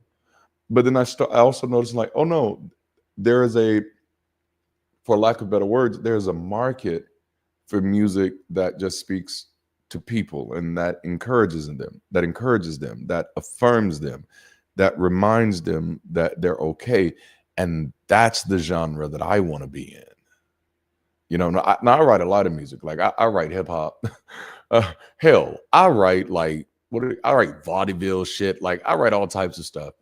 But like the lane I want to be in right now is music that lifts humanity. That's where I want to be. I want to write music that people can sing together, that people can perform together, that can lift people up. All right. So some healthy listening categories for checking on what you're listening to is like you can use listening for learning. Like I don't think I would have ever learned how to multiply if it wasn't for music. You know what I'm saying? If it wasn't for music, I would not have learned how to multiply because teachers were not great when I was coming up. They were not really good at explaining stuff. But they learn how, or some people learn how to put that stuff in a song. They're like 8, 16, 24, 32, 40, 48. What? I was like, oh, snap. Bars, homie. Do that again. 8, 16, 24, 32, 40, 48. Da, da, da, da, da. And it was sounding like back in the day, Flintstone music, like Hanna-Barbera stuff, like Jetsons. I was like, oh. But that's how powerful music is. And so, like, especially like use the tools that are at your disposal. Hack yourself. If there's some subjects that are really hard for you to learn, find somebody that's making a song about them. That's right. Jingles can help you memorize things. There's also regulation. You can find that certain music or certain voices helps bring your nervous system down, helps you self-regulate. Like, don't know that information and not use it. I be hacking the hell out of myself, y'all. Because I finally gave myself permission to. Like, when I was a believer, like, I kind of felt like that'd be wrong. And then just also culturally, you kind of get taught to view yourself one-dimensionally. And so once you discover a dimension of yourself, if you're not careful, that dimension becomes your whole definition. And so you'll become one of those people who go around like, oh, that's just my personality. That's just my personality. And it's like, no. Your personality can grow. It can expand. You're not one-dimensional. You're multi-dimensional.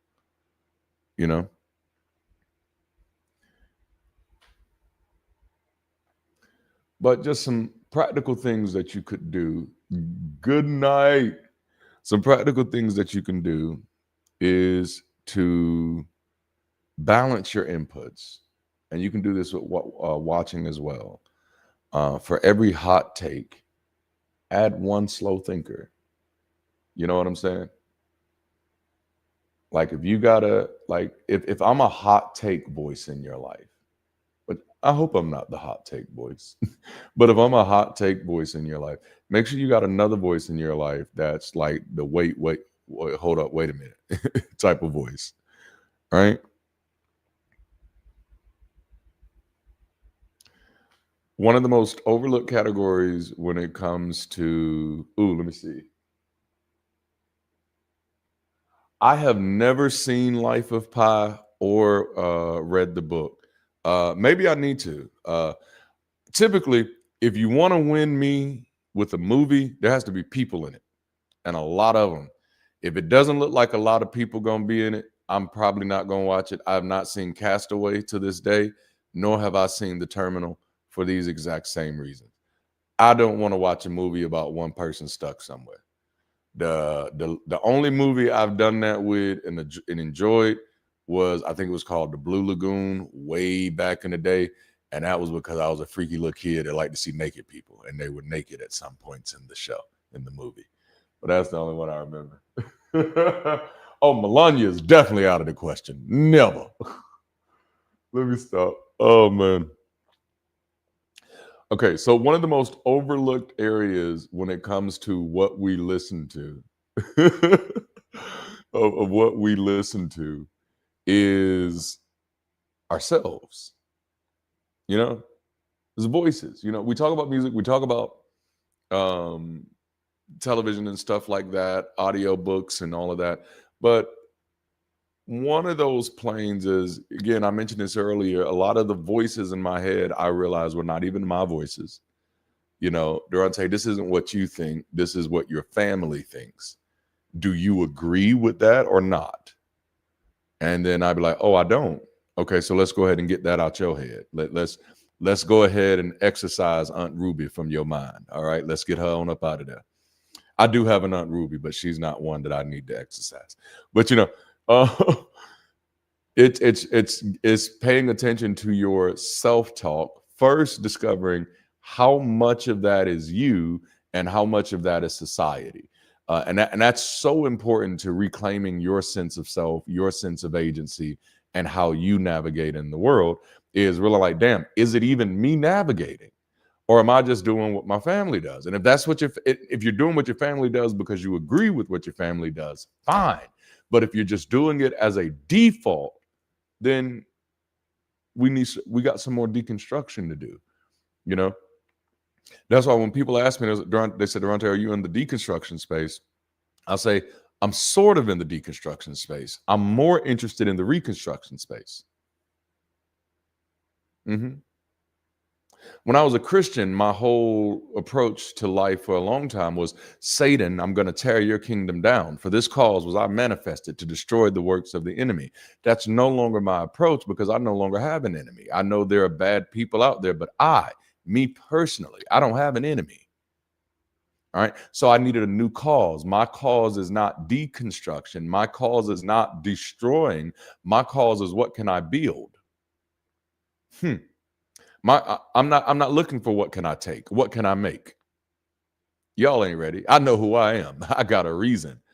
Okay, so the first part of exploring that self-talk is just, again, figuring out how much of your internal voice is actually your voice, so you can figure out who you are, figure out how much you're doing based off of what you like, what you understand, how you want to operate with the world, and how much of what you're doing is based on, what your family has said, or what society is saying, or what your favorite artist says. How much of that is your voice and how much of that is them. But then even beyond there, is your voice a jackass? Because you might be a jackass to yourself. And listen, if you're going to be standing against abusive people, then you need to be able to identify when you're the abuser in the relationship. And that includes when you're abusing yourself. And sometimes, because listen, I am a coach by nature. All right. Like, that's the way I talk. That's what makes me come off as a preacher. Okay. What people call the preaching aesthetic is no fucking different than the coaching aesthetic. It's the same aesthetic, right? It's loud, right? It is in your face, and it doesn't care about hurting your feelings. All right. So I talk to myself like that. I get there, but I also have to make sure, like, dude, is this coaching, or is this just destruction? What are you doing here? Is it coaching, or is it just criticism?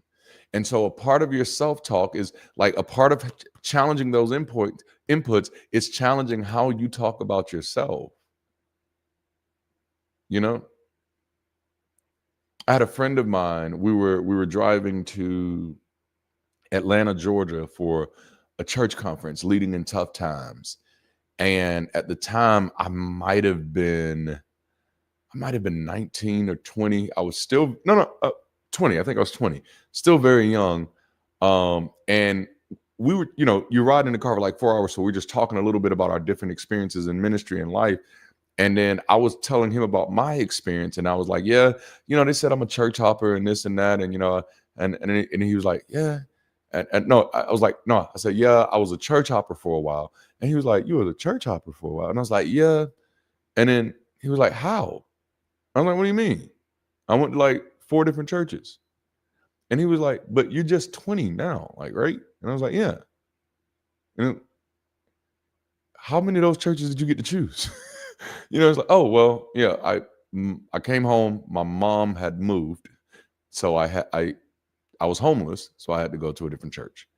I graduated high school and moved. So I had to go to a different church. My dad decided he didn't want a child in his life, so I got shipped away, so I had to go to a different church. But I had let so many people, other voices, tell my story without me allowing myself to sit in my story. that I had adopted other people's narrative of my story as my story when it wasn't my story. And it really took my friend, my homie, Jared Virgil. He was sitting there, and he was like, D, that don't sound like a church hopper. You was a kid, bro. you couldn't choose. And it was like, and that's how obvious it was. But my self-talk had been overridden. I'm gonna give you another example. Why can't I remember her name? Kathy Bates. Everybody know Kathy Bates. Misery, Dolores Claiborne, the show about smoking, which is my favorite. Even though I can't think of the name of it now, but Aaron Moulton played her son, who also plays Maximus in Fallout series. So very interesting. Yes, a black guy plays her son in the show Disjointed. But Kathy Bates, there's a video you can find of her on YouTube talking about her feeling like for years that she didn't thank her mother when she got her first Oscar. And her mother was like kind of like a bitch about it. That's the best way I can say it. Like, and she was like, oh yeah, thank you for not smoking. And she thought for years, now this has been decades.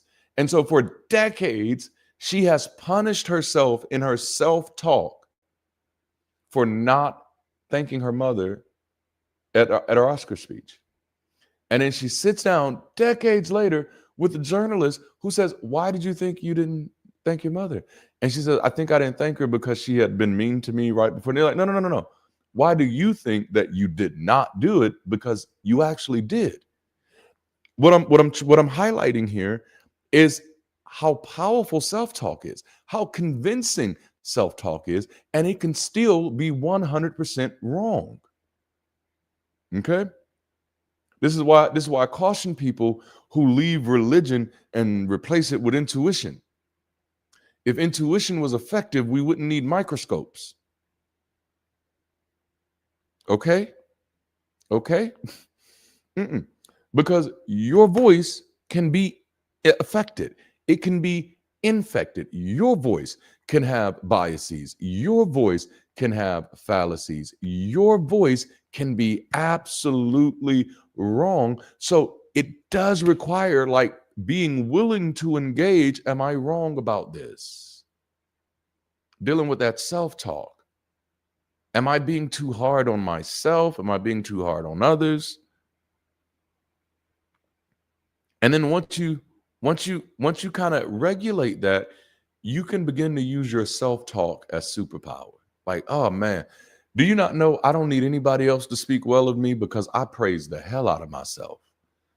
Oh man, I praise me so good. Oh my goodness. Hey, look, can't nobody praise me like me. My self-talk game is on point. It's balanced. I'm going to affirm the hell out of myself. Oh my goodness. But I'm also going to coach the hell out of myself too. You got to spend that time. And then of course, listening to scholars and thinkers outside of your bubble. And this is so important because it keeps you from turning other people's ideas into caricatures. Which y'all know I don't like that.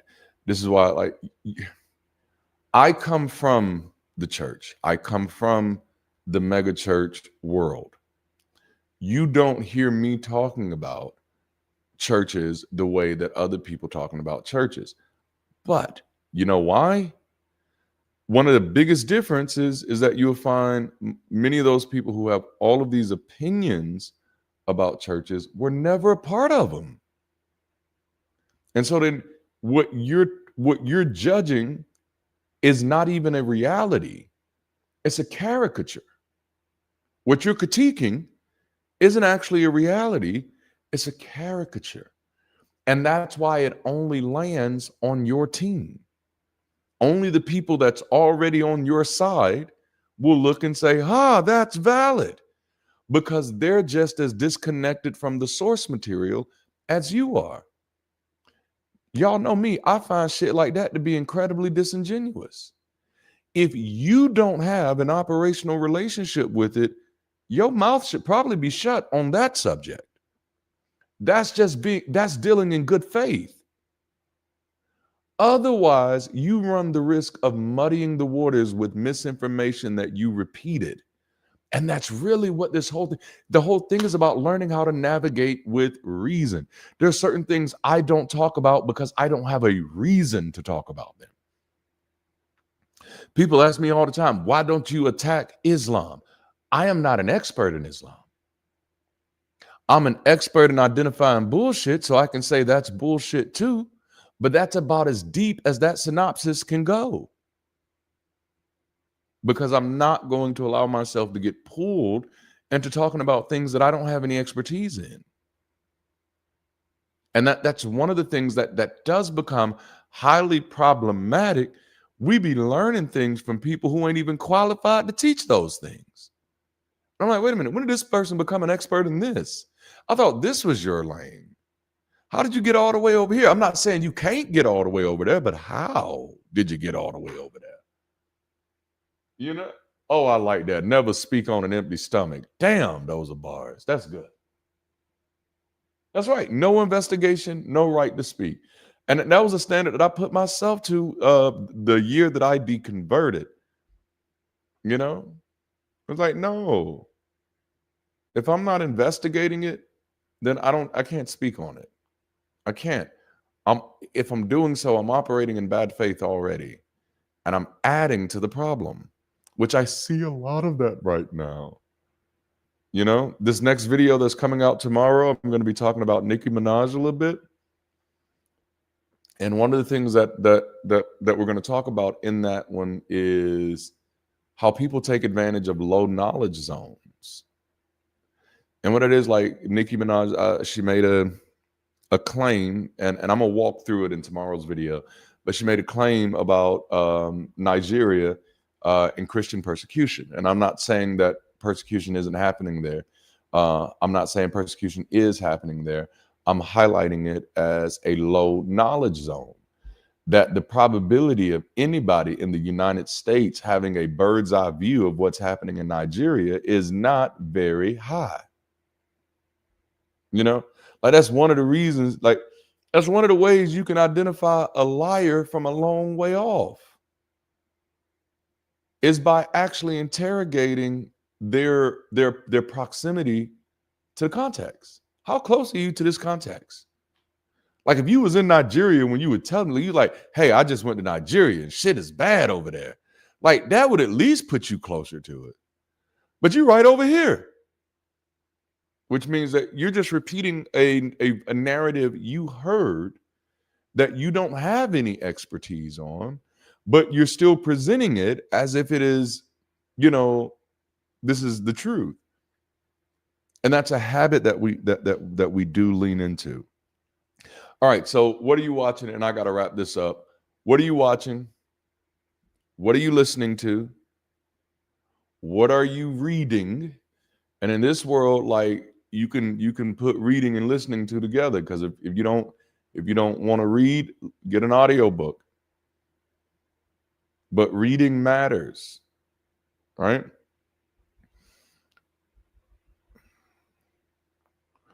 Reading helps give you filters. Does it that eventually helps you learn how to build your reason. Reading is incredible because it exposes you to other ideas written down, other thoughts written down. Now, the posture move you have to make, the posture transition that you have to make is, am I reading to believe something? Because that's when you're a Christian, you read the Bible to believe it. And because of that, you then make the mistake of reading all books to either believe them or not believe them. And that's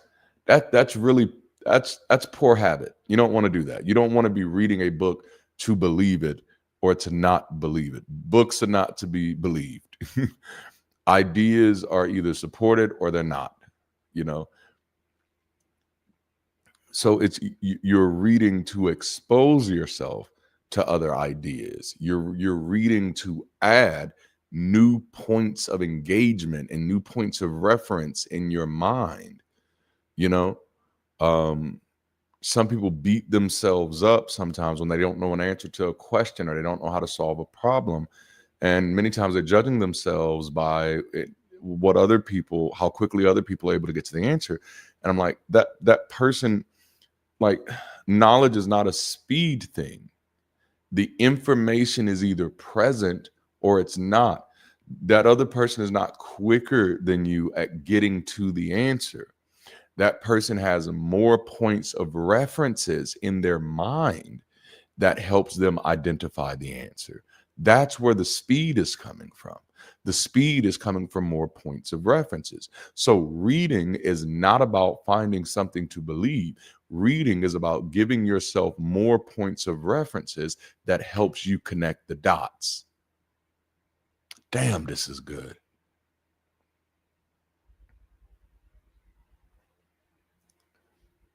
It also helps you rebuild your attention. That's another like side effect. One of the side effects that people don't think about with training people to read based off of scripture is that you're playing a part in reducing people's attention span and cognition.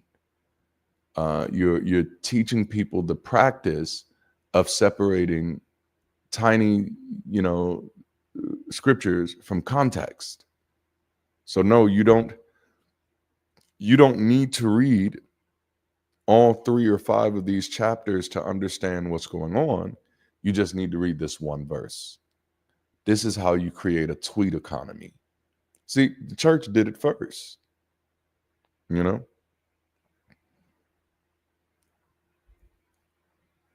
So what you do is you can just start with reading 1 page a day. My wife does like a reading thing where she's always reading books and sharing them on YouTube, and like they got a book, I guess they call it booktube. They got booktube space, but you find you a booktuber that's reading some books that maybe align with some things you do. And I'm one of those people. I encourage people to read fiction and nonfiction.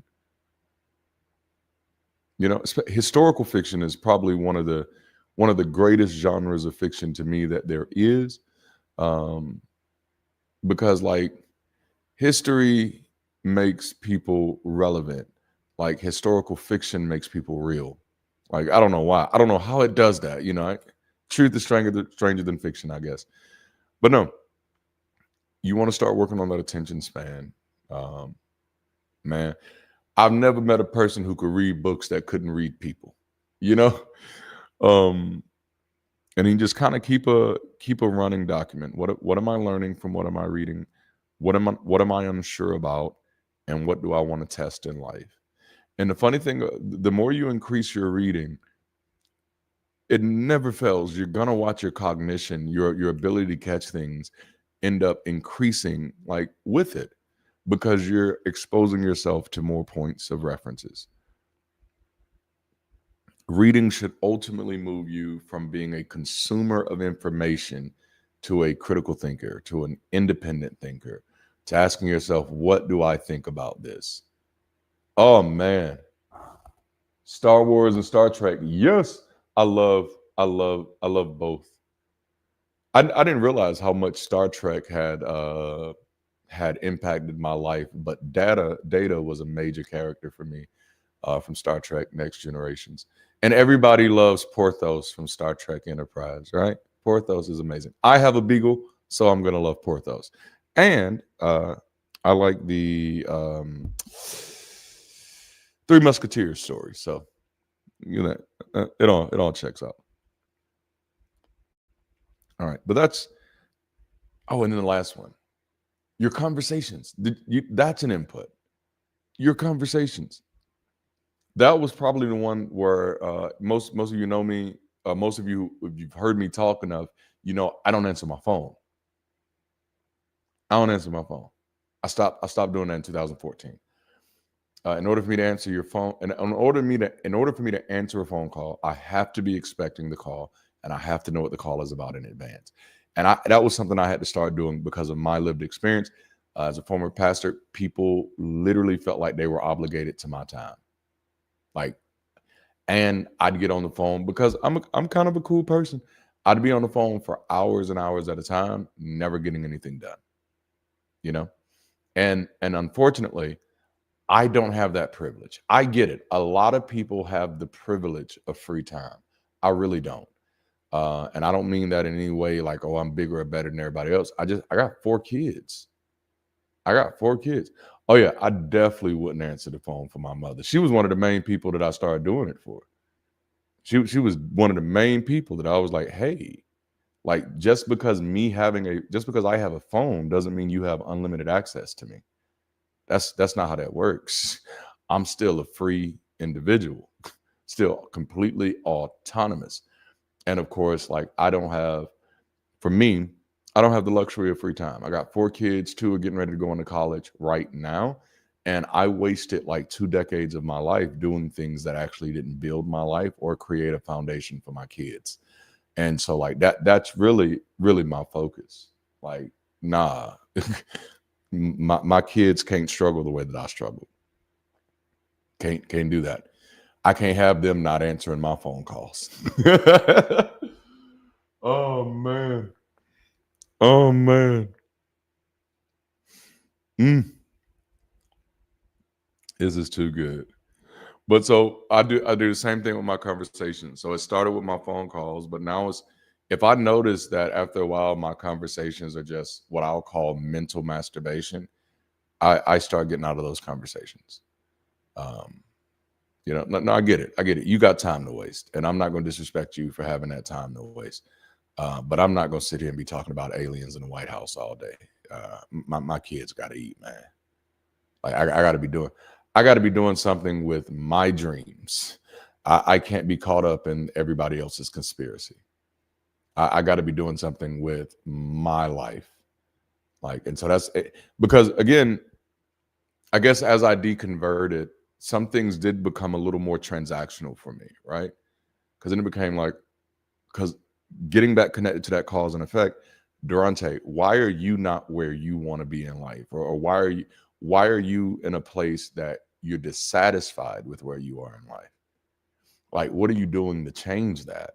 And it's like, well, I'm not doing anything to change that because I'm too busy talking about bullshit. I'm always on the phone with somebody in their bullshit, or I'm sitting around in the house talking for hours about just bullshit. It doesn't, and I'm not saying the bullshit isn't important. I'm saying in most cases, it was just stuff that we literally could not have done anything about. We were just stroking each other's ego for having an opinion. And I'm like, no, that's kind of childish. I want to talk about things that I can actually do something about. Now, when I made that decision, and again, this goes to talking about how critical thinking, how you can, model critical thinking in your life.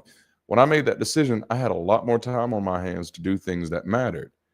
So I got like 5 certificates: data analysis, project management, diversity, communication, leadership, strategic management. Man, I was getting certificates left and right. I taught myself how to program, taught myself how to code. I looked around looked around at the marketplace and said, okay, what can I do to give me a better shot? And that's what I started doing. No faith needed, no prayer needed, no reason, just cause and effect. How does this impact this? How will my life be impacted by this? How is what I'm doing helping me? How is what I'm watching helping me? How is what I'm listening to helping me? How is what I'm reading helping me? How are my conversations helping me? And if they're not, why am I giving those things so much time? Like how much more time are you going to give Real Housewives? Like, why are you giving Real Housewives of LA so much time if it does not help you? Oh, that's a good move. HTML, let's go. You know what I'm saying? Like, I love Family Guy. Family Guy is one of my favorite cartoons in the world. I haven't watched the recent season, probably the last 2 seasons. I do need to catch up. But something you'll say, hold on, wait a minute. If this isn't helping me, why am I giving it so much of my time? And that might have been the nugget that was worth staying on for the whole time. That was the nugget right there. Because that's how you reorient life.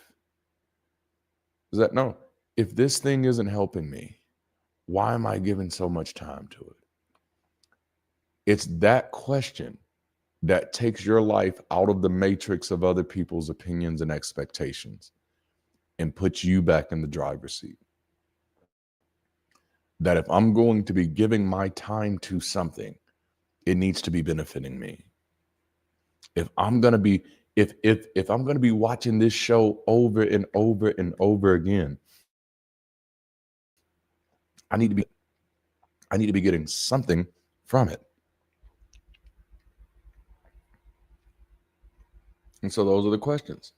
Whatever you get, if you're navigating life and you're using reason as the guide, then the question revolves around cause and effect. Am I doing something that can lead to the reduction of harm or the increase of well-being? If it's not going to do that for me, then it might not be the best thing I can be doing with my time. It's not necessarily a right or wrong, but it's not going to help me get to where I want to go. So some audit questions you can ask yourself, and I'm done.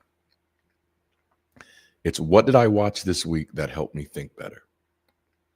What did I listen to that regulated me or taught me something new? What did I read that gave me a new sense of vocabulary or gave me clarity on something? What conversation did I have this week that moved my life forward? What input made me worse, and why did I keep it? This is a way to mastermind your life. This is the way to measure your life so you can manage your life. What did I watch to help me think better? And if nothing I watched helped me think better, then I need to find something to watch that's going to help me think better. Because that's how I hack myself. I can feed myself what I need. Is that good, y'all? Jalapeno, habanero, hell yeah. So I hope in this, like, damn, 2 hours. I hope in this 2 hours, I've said something. Yay, Monica. I said something that helps us all see critical thinking a little differently. That critical thinking isn't just a weapon you use against others. It's a tool that we can use for ourselves. It isn't about being right. It's about being less controllable, more free, and more helpful to the people in the world that you love. Your freedom doesn't start when you deconstruct. It starts when you build a new way of thinking that no one else can hijack.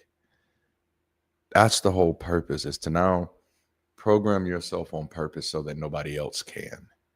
Because your peace, your future, and your family deserve a mind that's actually yours. You know? That's actually yours. We don't need you showing up in the world as anybody else other than you. And that's what reason helps you do. It helps you stay you in a world where everybody's trying to get you to be somebody else. Nah, we're gonna help you find you. We're gonna help you find the best version of you, because there's something that I found. And in the spirit of Black History Month, I'll pull on Malcolm X's words. His last words to Dr. John Henrik Clarke were, "Do your best work." And what I often remind people of is that it's really hard to do your best work if you don't feel like your best self. And so a major part of my work is helping people feel comfortable being their best selves so that they can do their best work. I hope y'all have enjoyed this conversation today. I stood up for 2 hours straight, and I'm telling you, I would not trade it for the world. I enjoy this community. I enjoy the work that I get to do. I count it as a special privilege and a special honor to be able to share these type of conversations and to be able to be building the type of community that we've been building. If you believe in the work that we do and you believe it's worth supporting, please consider supporting through one of the links in the chat. If you're looking for community, Bridge City would love to be your community, and we're kind of exploding right now. So get in there. We have a global campus where people can connect from all over the globe. And I meant to show y'all this new shirt that we just designed, but Window Shop is always dropping new content guides and new merch. And we got new merch now. And it's like, there's a few of them. So if y'all follow my YouTube, you've probably seen them because I put up a post about it. But it says jalapeno, habanero, hell yeah. And at the very top, it says the new hallelujah. And hallelujah is scratched out, struck out. Is that struck out, right? Okay. And then behind it, it's like a faded stained glass window. It is super dope. It's super dope. I probably didn't do a good job of explaining it, but go to Window Shop and take a look at it. I promise you'll love it. I was afraid we were going to sell out yesterday because people were liking them so much. It is a dope shirt. Jalapeno, habanero, hell yeah. I think we've started a movement with that. Like it's the new hallelujah movement, right? You know, why do hallelujah why do hallelujah when you can do hell yeah? Why do hallelujah when you can do jalapeno and habanero, right? All right, the maroon shirt. Yes, the maroon shirt got the highest rating, which I didn't see happening. Maroon was not actually one of the colors that I had initially picked. It was actually just going to be black. And then I saw it in maroon, and I was like, bruh, that's kind of fire. I thought the gold was going to be the best one. And now I'm looking at the gold one like, I don't know. Thank God I'm an atheist. I love that, Monica. You know what? I'm going to make that shirt and make sure you get credit for it. We're going to make sure you get credit for it. That is dope. Man, I like the red one. That's what I'm talking about, man. And, I'm going to start doing giveaways on the channel. Like, it's been me. It's been just me for so long that I don't even think about stuff like that. But now that we're actually building out a team for Bridge City, that does give me a little bit more bandwidth. And so I do think I want to start doing that. Like, I know we already do a few giveaways for people who participate in Giving Tuesdays. Like every now and then we'll give away a hoodie, or we'll give away, I think we gave away one of our cups one time. But yeah, we got to do more giveaways on the channel. All right, man. I love y'all. Thank y'all for hanging out with me today. I'm going to roll up out of here and actually get back to work. Wednesdays I do writing and then I have a core meeting I have a meeting with my core team tonight, but I'm mainly focused on writing on Wednesdays. But I love y'all, man. Thank y'all for hanging out with me. Until next time, keep rising and be the bridge. And hey, stick around a little bit for the music because it's Bridge City music. And if you're looking for an easy way to support Bridge City, because you got 99 problems and money is all 99 of them, then make sure to go to Spotify, Amazon, iTunes, Tidal, wherever music is streamed, and just stream my music, man. Stream my music. That's an easy way you can support, as well as liking the video, sharing the video, and subscribing to the channel. All right, I'm going to shut up now, or I'll keep talking. I'll holler.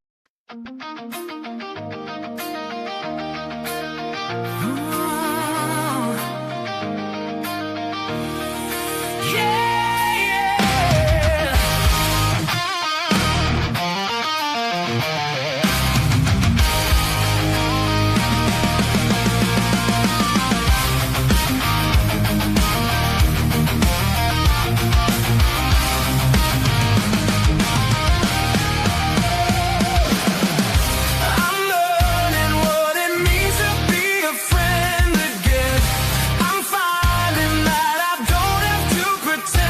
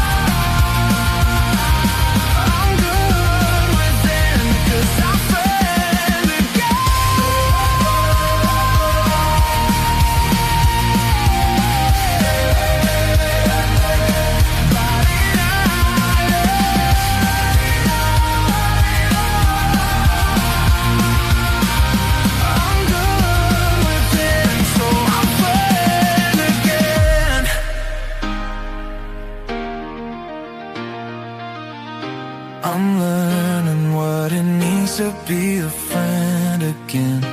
I'm finding that I don't have to pretend I'm in. So grateful that this isn't where my chapter ends. I'm good within, so I friend